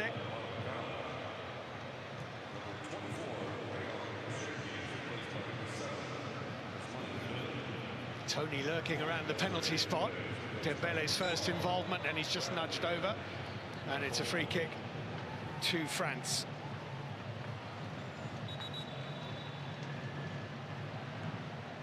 He'd never scored in a major finals before this World Cup, Dembele, which is something of a surprise.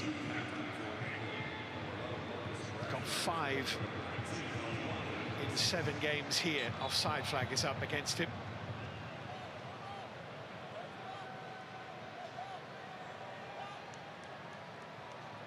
Marquet.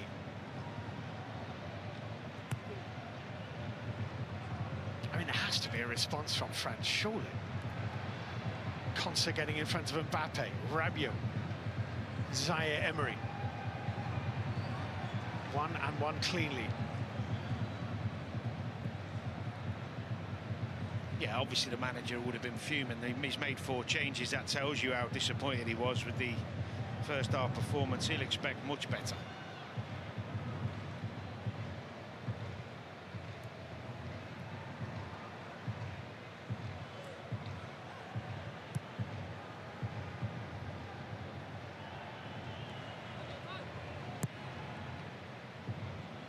Henderson is a little bit short.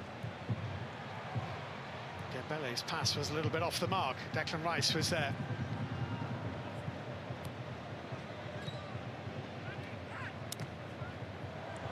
Watkins dispossessed fairly. Upamecano turns it inside to Olise, and Mbappe scores!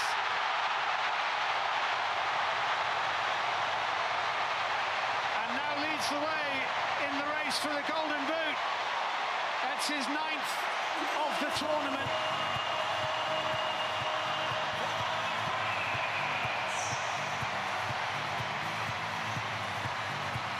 And he becomes the first player since Eusebio for Portugal in 1966 to score more than 8 in one World Cup. Well, it's good. Upamecano sets the tempo with the tackle on Watkins, and then the break is on. They get an overload. It's a lovely pass to Mbappe. When he gets in there, you don't expect him to miss.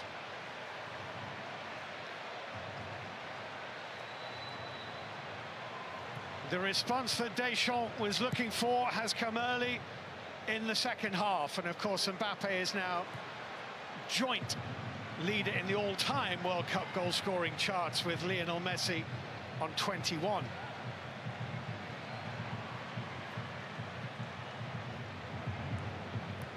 And he pings it away to Malo Gusto, and here's Ousmane Dembele and Kylian Mbappe and Olise. Deschamps must have torn into them at half-time.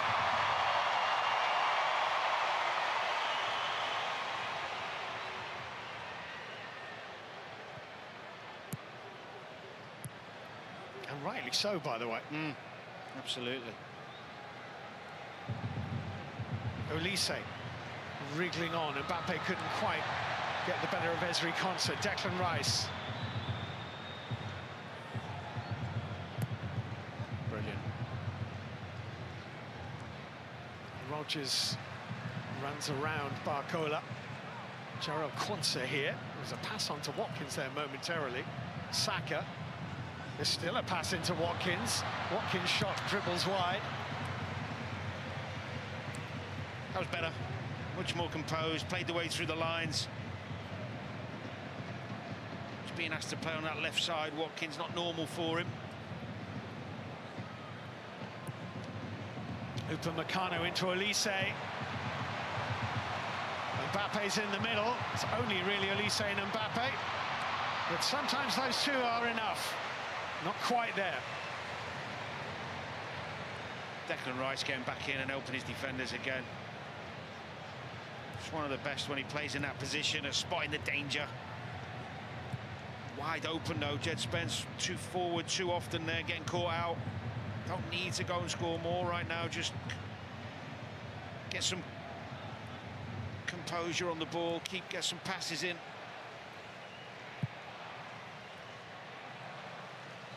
Luka Dean getting over the top of Bukayo Saka. Rabiot. Olise, first time for Mbappe. And Rabiot! Well, that would have made it interesting. And he already has, actually. Yeah, he has. That's the tackle that led to the goal. Good tackle as well, well timed. Nice positive run forward from him.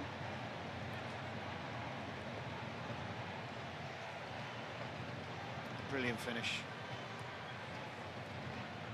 His 21 World Cup goals in this, his 22nd game. When you're looking at his goals per game record, it's only really in modern times, if you can call it modern times. Gerd Müller for West Germany in '74 predominantly, and then R9 Ronaldo for Brazil in 2002. Mbappe.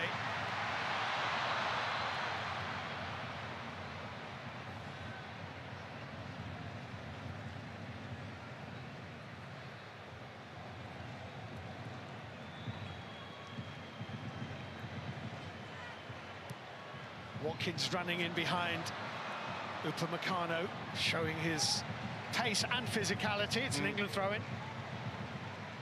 He's already given them something, hasn't he? Upamecano.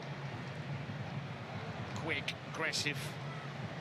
Looks like he's come on the pitch angry. They needed some of that.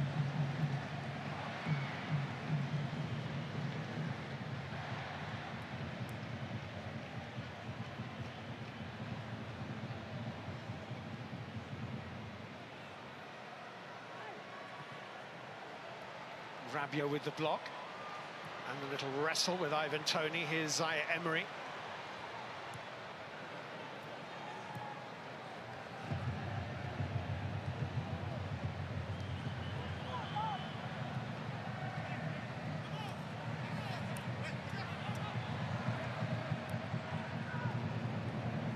Luka Dean for Mbappe.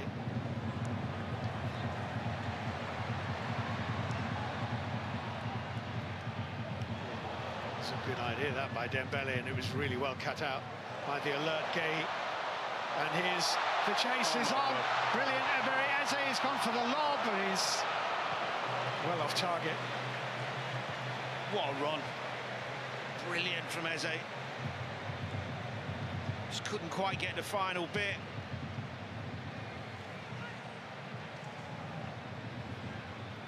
It's his first start at this World Cup, Eze. Enjoy going head-to-head with his old Palace teammate Olise, I'm sure. Mbappe, that's a lovely ball. Barcola in behind Quansah. It's 4-2. France have scored twice inside 9 minutes.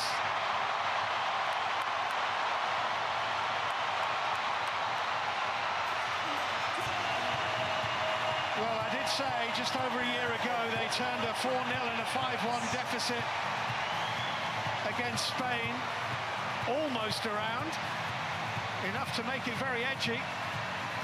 It's 4-2. It's a simple out-to-in run. Kwanzaa hasn't got the legs on Barcola, and when he gets in there, he's never going to miss.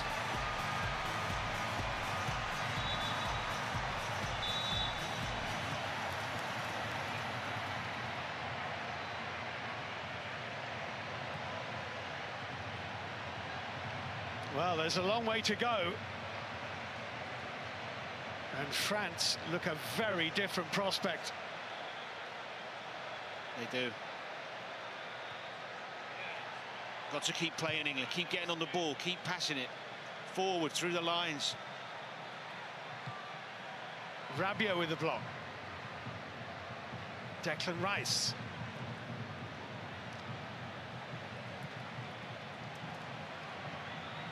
Rogers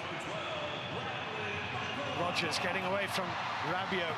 Perhaps he shouldn't have done, and then that's a foul by Barcola. It'll be a free kick to England.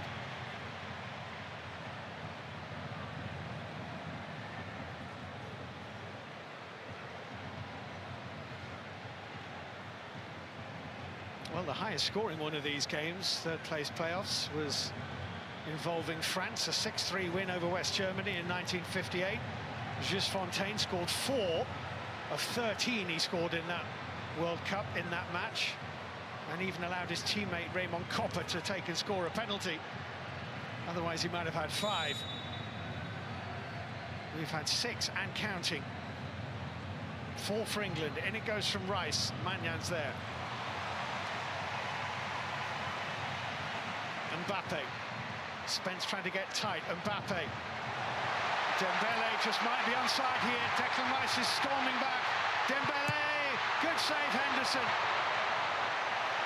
Olise, deflected off Rice, spinning. Offside. Offside.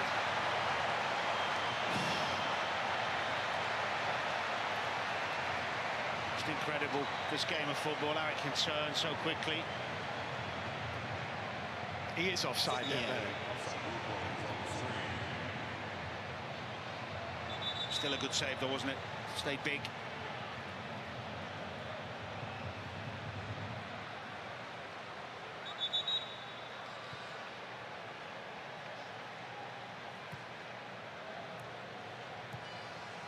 I think Jordan Pickford watching on. He's safe in the knowledge that he'll be England's first pick when the Nations League campaign starts, but very valuable for Henderson to get this game. Rabiot for Barcola. Did well there, Saka, really well, good strength.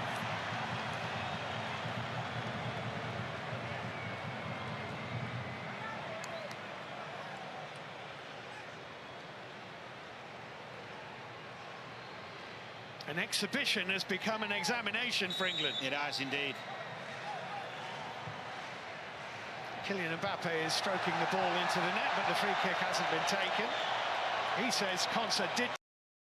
It has indeed.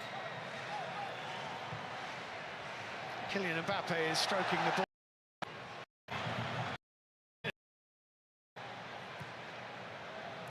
The campaign starts, but very valuable for Henderson to get this game. Rabiot for Barcola. Did well there, Saka, really well, good strength.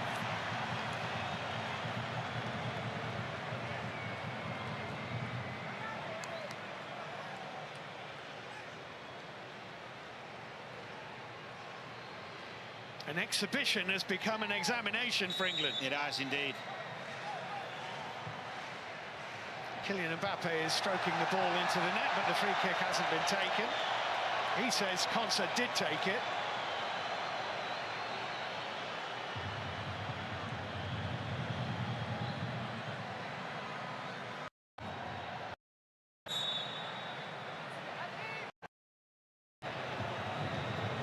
Round the corner. Rice is going to take this corner kick.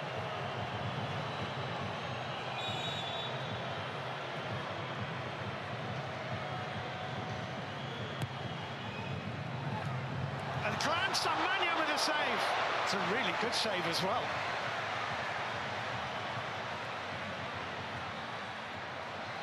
France have lost possession. Elise giving it to Eze.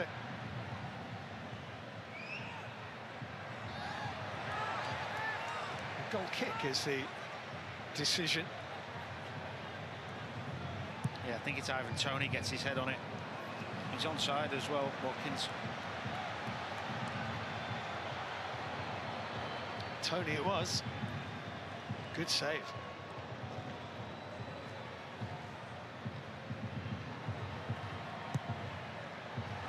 Oof, nearly found Rabiot.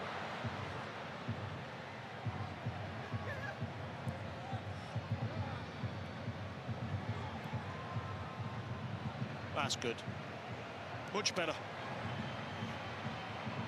Upamecano getting a little bit hard from Malo Gusto.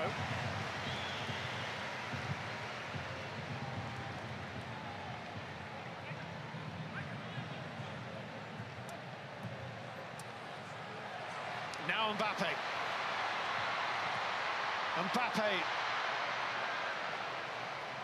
Bit of skill, bit of strength, got through Quansah, didn't get through Konsa.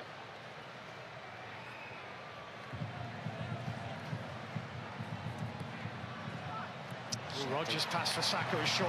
Zaya Emery to Olise. Olise hits it wide. We can't believe he hasn't got that on target. Just opens up for him. I think he should score. It's too easy again to give away in his own half from Rodgers.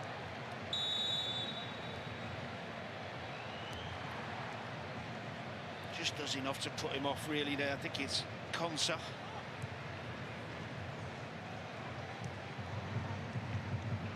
Ivan Toney. That's good.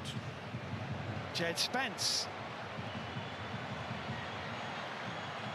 Watkins, Saka and Rodgers in the middle. Here's Rodgers.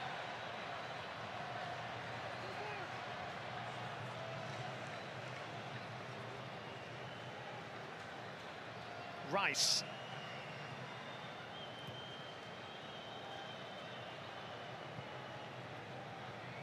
Just a little 5 minutes of control wouldn't go amiss, would it? Absolutely. Keep the ball. Make them work for it. Make them shuffle across, press. Just keep it. You don't have to score right now. Just get some control back in the game. What Thomas Tuchel suggested is maybe not in the DNA of English football.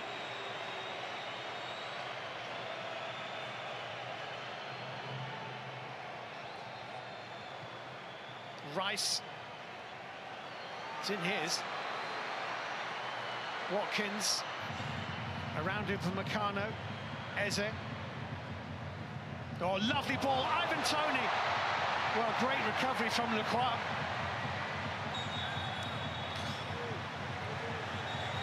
He was in. Just needed a better control on his chest. It was a cute, clever pass, wasn't it, that got him in.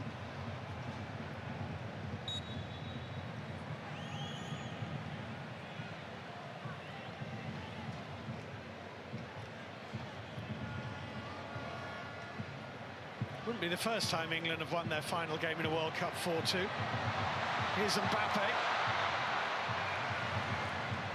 Oh, Spence gets out of that brilliantly.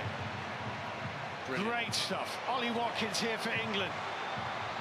Saka and Toney in the middle. Watkins away from Malo Gusto. Ivan Toney, closely watched by Lacroix. Eze.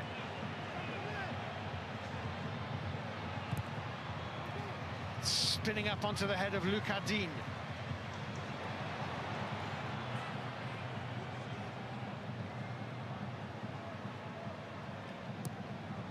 Watkins cross. Good header that was by Lucas Digne.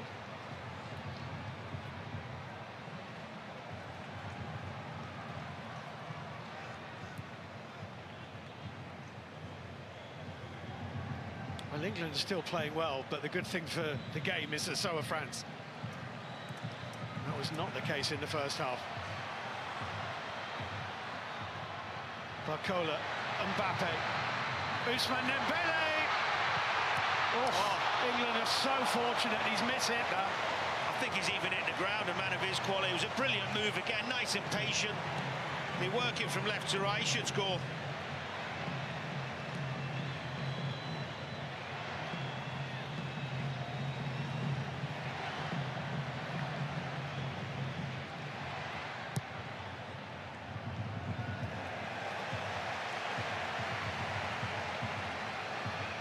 Well, England have been rattled by France in this first 20 minutes of the second half. A hydration break would be nice. We'll have one soon. I think he needs to make some changes, Tuchel, freshen it up. Look, some tired legs out there. Get Bellingham in the middle of the pitch as well. That's what I'd be thinking.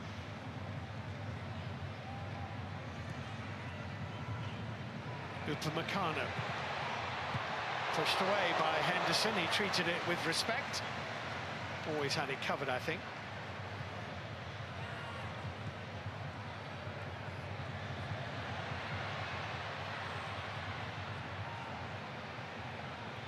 Lecroix for Olise.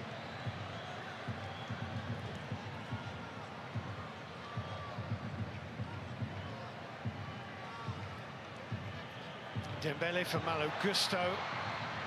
And he's got away from Jet Spence. It's Kylian Mbappe. And he thought there was a blue shirt behind him. There wasn't. It was Morgan Rogers.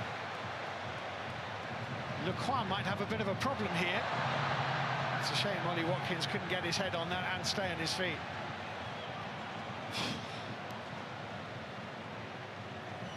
All goals in this. It looks that way, unfortunately, for us. As England, I mean. Lovely dummy, Olise. Oh, Mbappe, fantastic. Absolutely fantastic. That is a goal of the very highest quality. And Kylian Mbappe is for now the highest ever goal scorer in World Cup history.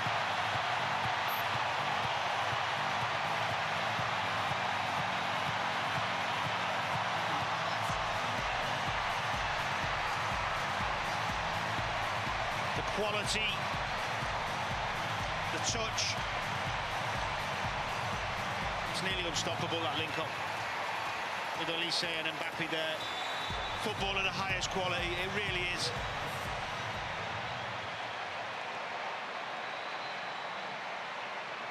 France 3, England 4.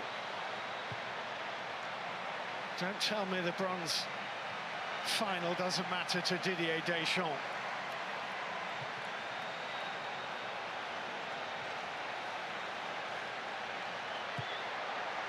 And Mbappe might be in again here. His first touch. Didn't quite control what was a very tempting offer indeed. Goodness me, Danny, we've got a game in our hands here. We have, and England are crumbling a little bit. Again, maybe tired legs. The quality of the French, they've upped it. Some worrying last 22 minutes, unless he makes some changes. I think he's desperately in need of some fresh legs. We've got Gordon, we've got Kane, we've got Bellingham. It doesn't always have to be defensive, but just some more energy out there now needed. Well, lest you forget, it is the World Cup final tomorrow. Spain against Argentina, live from New Jersey. The MetLife, Gabby Logan will be joined by Wayne Rooney, Joe Hart and Micah Richards. That's from 7 o'clock on BBC One and the iPlayer, and will include, of course, that half-time show. Also live commentary of the final on 5 Live and BBC Sounds, and plenty of preview content on the BBC Sport website and the app tomorrow, where you can also follow the World Cup final in the 3D experience. All the build-up, all the action, all the analysis, and the trophy lift on the BBC tomorrow. And you can scan the QR code on your screen now to have your say on this game with the BBC Sport Player Rater. Who has stood out for you? The first half rankings and the second half rankings, very different story indeed. Absolutely. The subs have helped massively. The intensity's gone up. Mbappe looks incredible in this second half. Martin, how do you stop this French attack now they've woken up? Yeah, you've made them angry, and I can't help thinking that, much like the midweek game against Argentina, it's like, you know, you're failing to control a game and you're 4-0 up. So obviously he needs to make adjustments. That they are magnificent. We know the attacking talent that they have, and they've run riot. They could have actually been a couple of goals ahead in the second half, and we're only just 20 minutes or so into the second half. So I think there's going to be more goals, Steve. I predict there at half-time it was going to end up 4-4, and it might even be more than that. Steve, what are your thoughts? Yeah, I think the interesting part about this is how well Declan Rice played in that first half, and now it looks like he's really struggling. Looks like he's... we're talking about the minutes that he played in the game, and you look at Elliot Anderson on the bench and you think, well, why not give him that opportunity to come on? I think you lose Rashford, you lose that pacing behind, that threat. But credit to the French, they've obviously spoke at half-time and decided that it's unacceptable. Whole host of changes at half-time, and they've made a difference. But some of the link-up play, sometimes you've got to hold your hands up and say, incredible football, but from an England point of view, it still has to be better. And I think you can see on the faces of Thomas Tuchel and Anthony Barry how disappointed they are in the second half. I think the one thing that Thomas Tuchel can't do is bring on a load of defenders and try and hang on. No. Whatever happens, if they lose this game, he won't do that, I don't think. Well, there's space out there. We're still getting some good opportunities of our own, just not as many, because we don't have that control in the game or that pace that Rashford gives us, dynamism. I mean, Watkins ain't slow, but he's not quite as the level of pace as Rashford. And Saka's looking a bit tired, who's been terrific. Surprised we haven't seen Anthony Gordon yet. Maybe he's carrying a knock. Yeah. But Bellingham's the one. Bellingham can keep hold of the ball. He's got that wonderful athleticism and aggression. And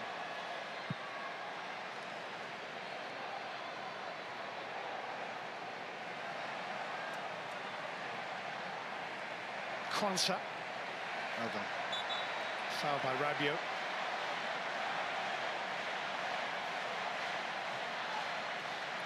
Well, Lionel Messi may need to score a hat-trick tomorrow to win the Golden Boot.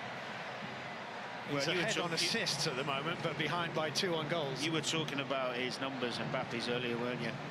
They're absolutely incredible. Oh, really. they are.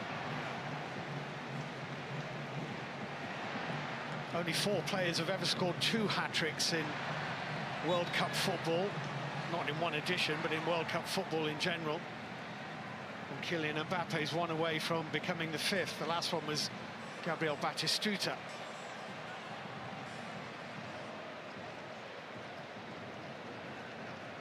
His first, of course, came in the final 4 years ago.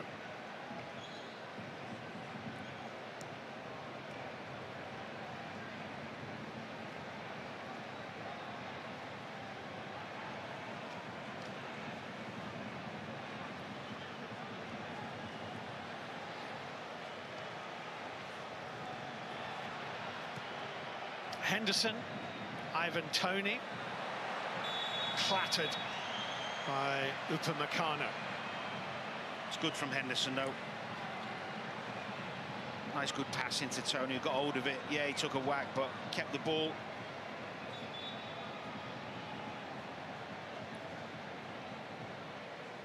We need some dark arts out there. Slow it down, make it bitty, make it scrappy. I know it's tough, but French have got the momentum at the moment. Look like scoring every time they attack.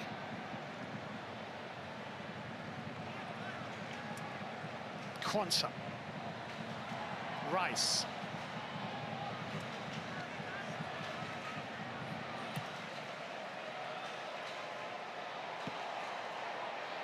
Did well to keep that in. Jed Spence. Here's Ollie Watkins. Malo Gusto won the tussle.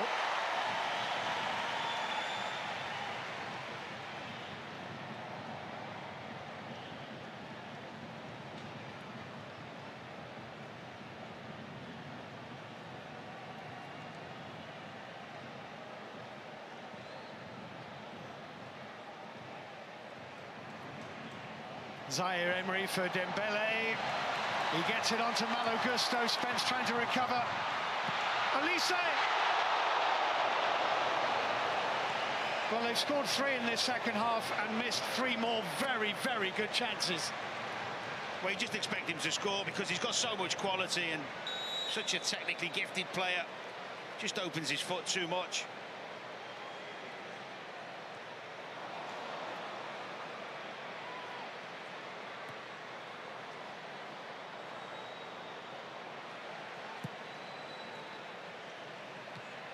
Lacroix with a great header. Dembele, Rabiot.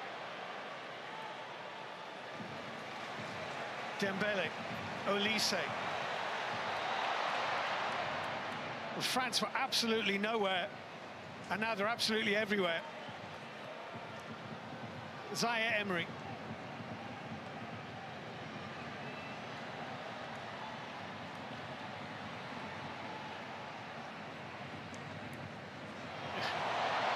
Lucadine.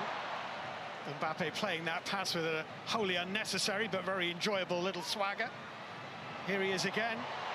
Mbappe. There's no foul there.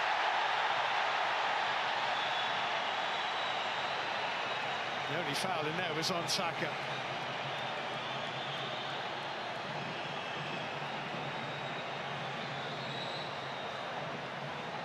But how do you play against him when he's in the mood? It's difficult because he's one of the best players, who's been one of the best players in the world for a long time, and he's got such explosive pace and quick feet.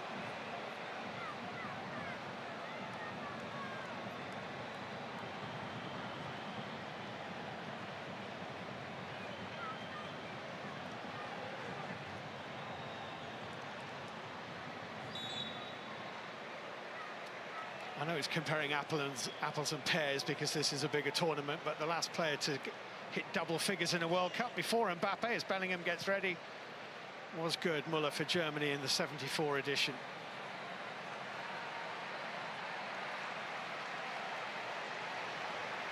Olise.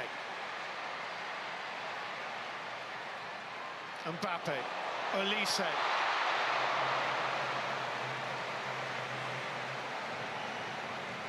They like playing together, those two, don't they? Barcola. Rabiot. Mbappe. Dembele.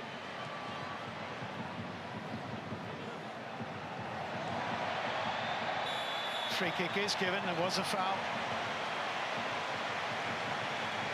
It's like playing against an octopus which has every tentacle armed and ready to strike.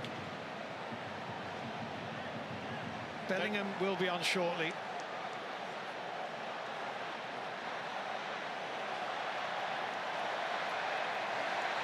But France are all over England here in search of the equaliser. Feels like just a matter of time, doesn't it? Let's be honest about it. We can't stop the attacks. Elliot Anderson is also getting ready, but it's a French free kick.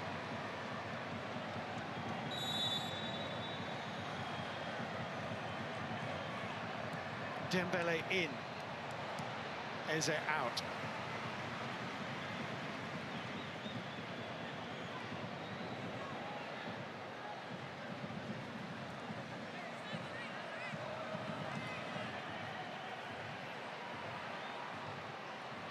Barcola. Lucadine. Kylian Mbappe. Really good block.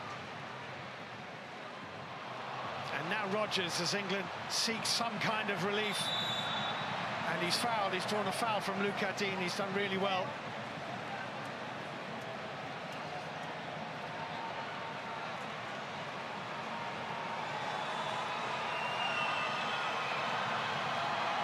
Ivan Toney is coming off.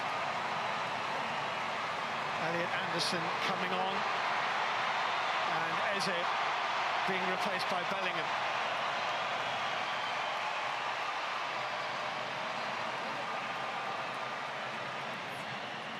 That makes sense. Watkins down the middle. Tony's done well, but he's tired. Rodgers over to the left. Elliot Anderson and Bellingham in there with Rice. Your midfield favourite, 3.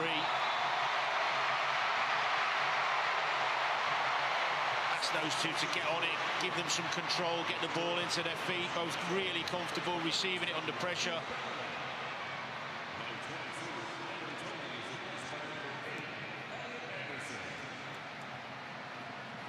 Olise and Zaire Emery.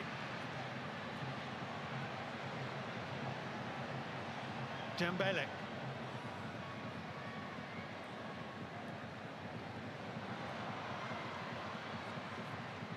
Nice little layoff into Bellingham from Watkins, and Watkins wants to return.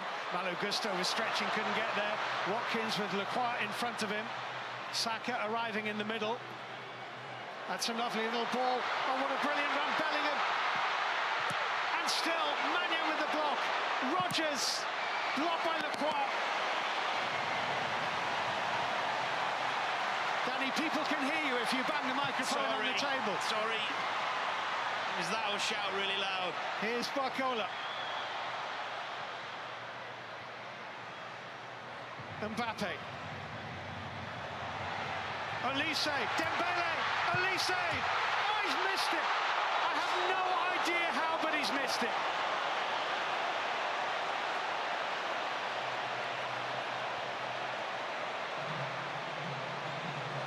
It's the second one he's missed. What a move. The patience. They're just enjoying themselves. We just had the chance the other end. Bellingham, brilliant. I'm not sure how Olise's missed. He's got a bit of cramp, to be fair to him, but... Well, he might not have been expecting the return from Dembele.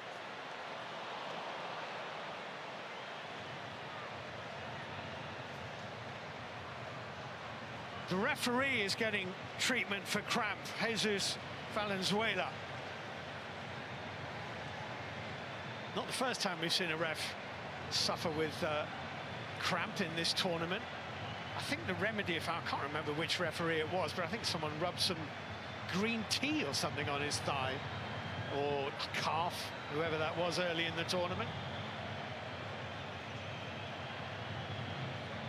Well, what this has been, Danny, without any question, is a justification of what FIFA call the bronze final.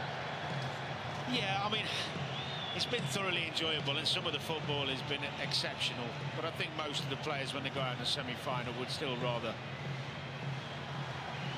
go home. I'm sure they would, but the people who are here, and they've paid good money for it, yeah, are very glad they didn't. Gerald Quansah is going to be replaced. He's got cramp. Reece James is coming on.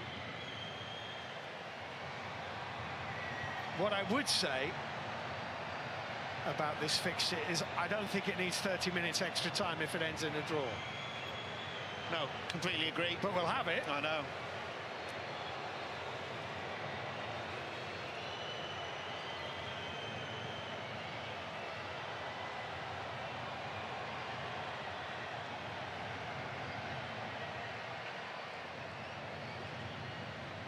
So Quansah off, Reece James on. Just thought we haven't got a chance to see the replay of Bellingham's chance, but no, thought he had a chance to shoot, and then he took one extra touch, didn't he?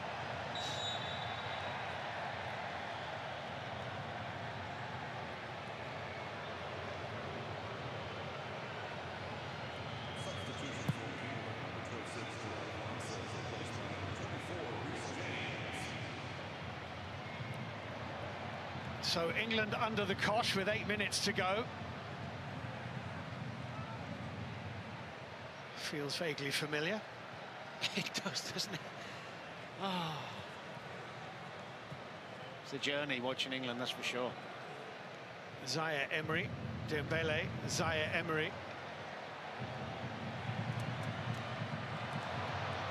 Bradley Barcola. Mbappe, he'd lost it and got it back again. Tess Henderson, but not sufficiently.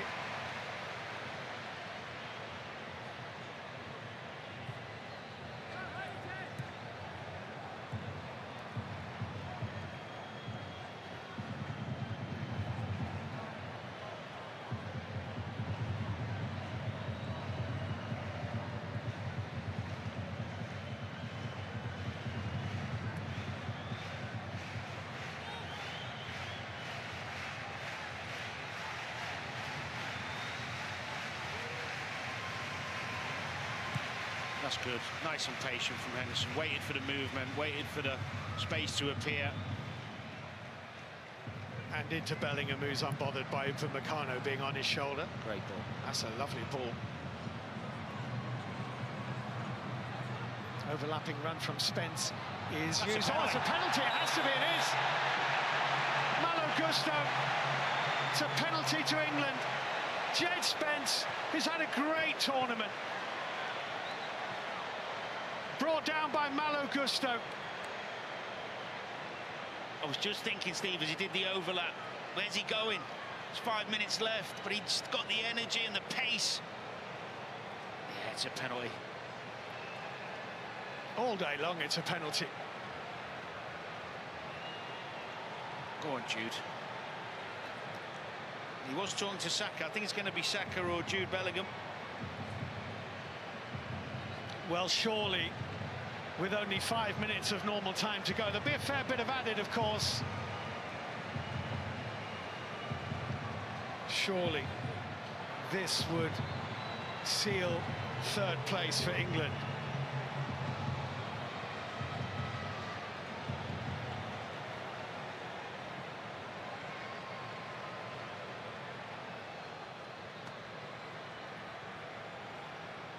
The most goals scored by an Englishman at any single World Cup is 6. Gary Lineker in Mexico in 1986.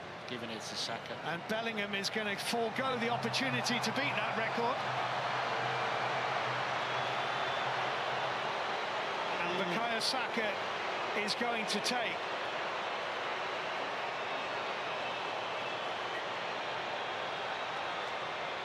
For the hat-trick.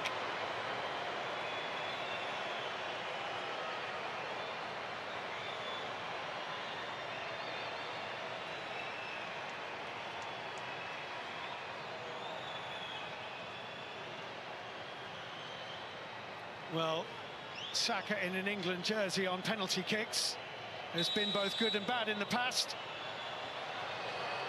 Here he comes, this for a hat-trick for England's 5th.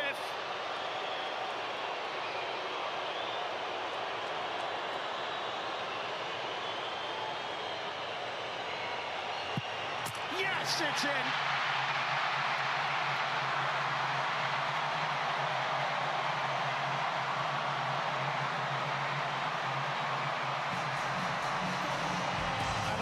Tempt fate, but you'd like to think that that would win the game. You'd like to think, Steve, but I'm not going to say it. Because we know we're going to get some injury time. Maybe that will knock the stuffing out of French, who knows? The 8th goal of this remarkable game in Miami. Is scored by Bukayo Saka. Incredible. And the chances the French have missed as well. We could have had any scoreline here.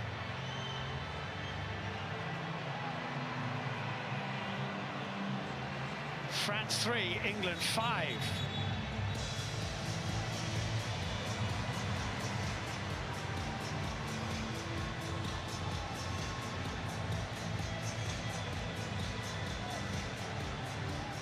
A World Cup hat-trick.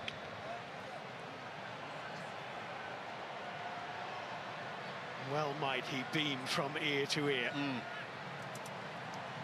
Really nice moment for him. Jules Koundé is going to be coming on shortly for France. It'll be their last change. Bellingham, Anderson.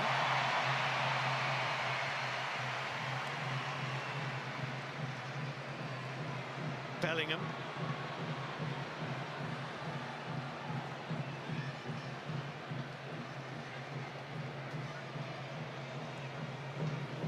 Jonathan David, Lionel Messi and Ousmane Dembele all had World Cup hat-tricks at this edition.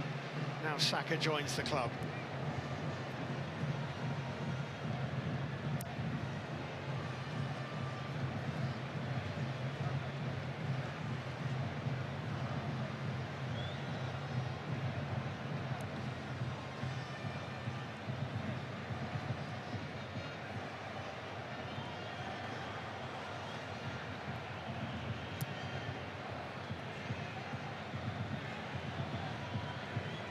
into the 90th minute, but we're not sure how much added there'll be. Won't be an insignificant amount, I would have thought.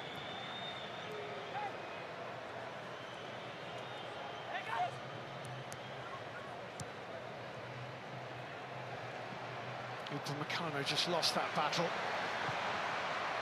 Almost through to Watkins.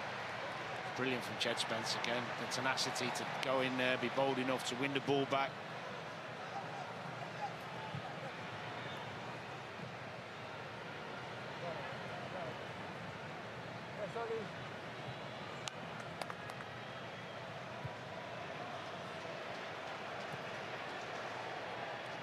Ousmane Dembele.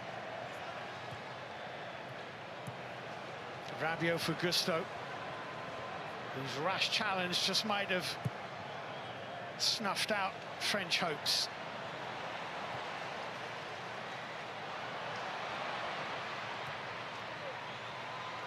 Barcola deflected, corner.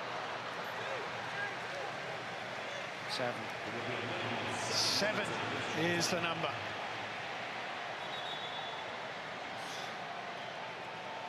Malo Gusto is now being replaced by Jules Koundé.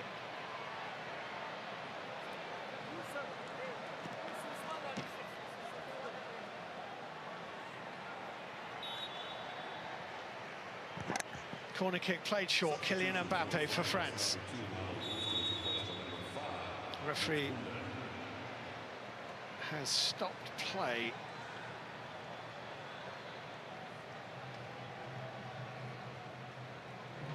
Offside. Offside. Free kick to England. It's a waste, isn't it? It's good though. I like that.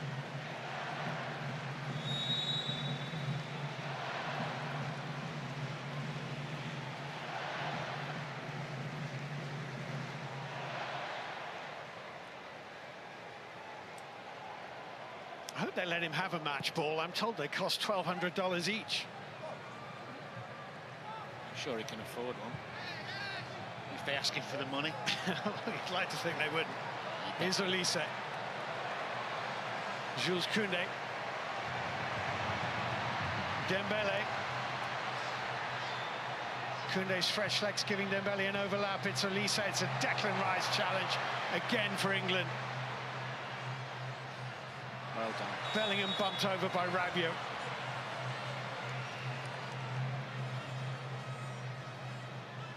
He's made a difference since he's come on, Jude, hasn't he? And we are about to see Trevor Chalobah come on for what will be only his second England appearance. Called into the squad to replace Tino Livramento.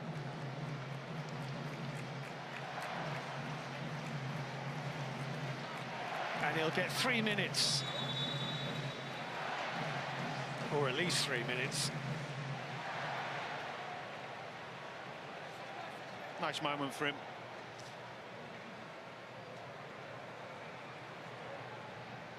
A reward for his efforts in training. Jules Koundé with the header. Zaire Emery. Lecroix. Rabiot. Olise.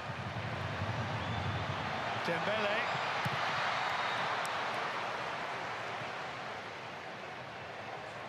Dembele again. Spence back on his feet. Olise. Good. He didn't know that Watkins was behind him. And Spence with the forward ball, and Upamecano did well, because otherwise Watkins might have been off.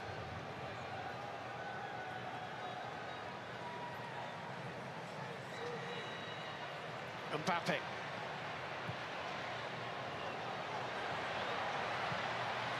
Spence again. There was a time he was a million miles away from being in Tottenham's team. He's just gone down here, Jed Spence, which is a problem because I don't think England can make any more changes.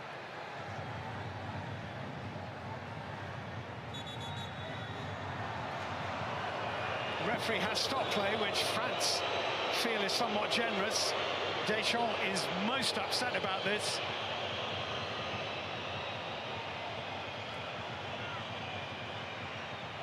I think he's just cramped. I think he's worked himself into the ground. He's been phenomenal. Brilliant performance, and he's just cramped up.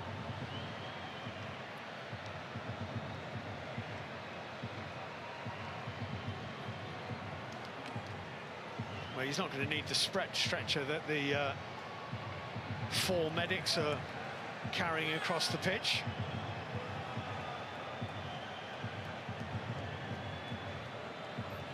But an absolute breakthrough this World Cup for Jed Spence.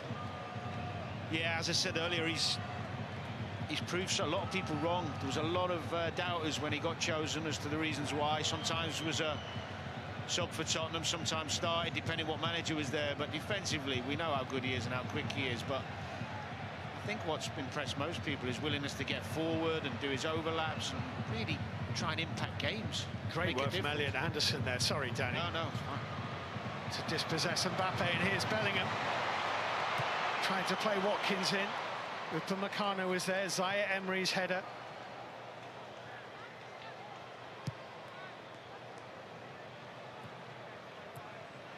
Well anticipated by Upamecano. Got himself in front of his man. Plays it away to Dembele. Dembele cuts inside and scores.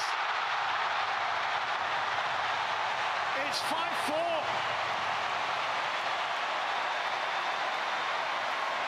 And there might be a couple of minutes still to play.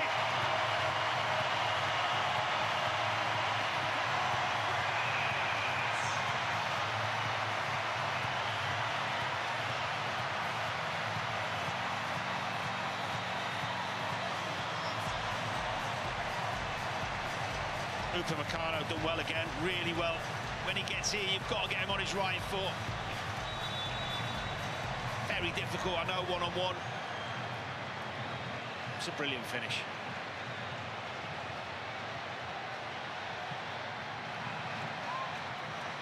His 6th of this tournament. Reece James.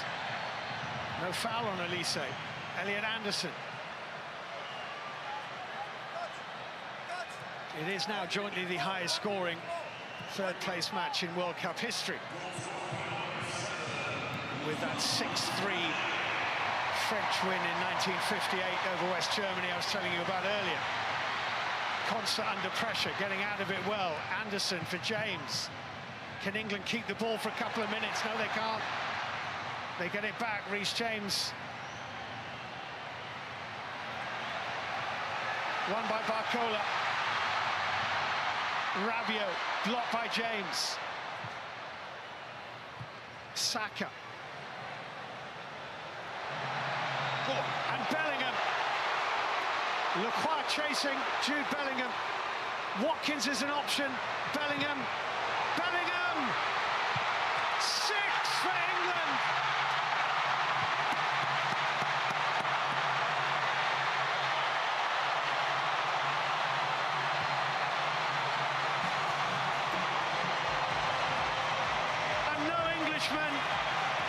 Has ever scored as many goals in one World Cup as Jude Bellingham.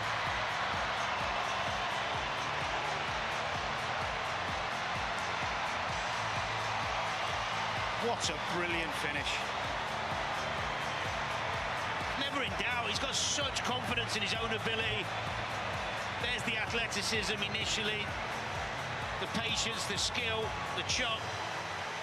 Even there, the extra touches, just complete belief in himself and his ability. Wonderful goal from England's best player.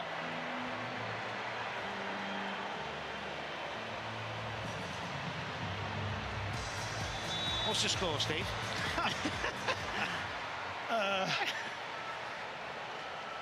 6-4. 6-4. England have finished the 2026 World Cup with a quite thrilling, epic victory. Winners and losers can both smile, but it is officially England's second most successful World Cup ever, as for the first time they finished third.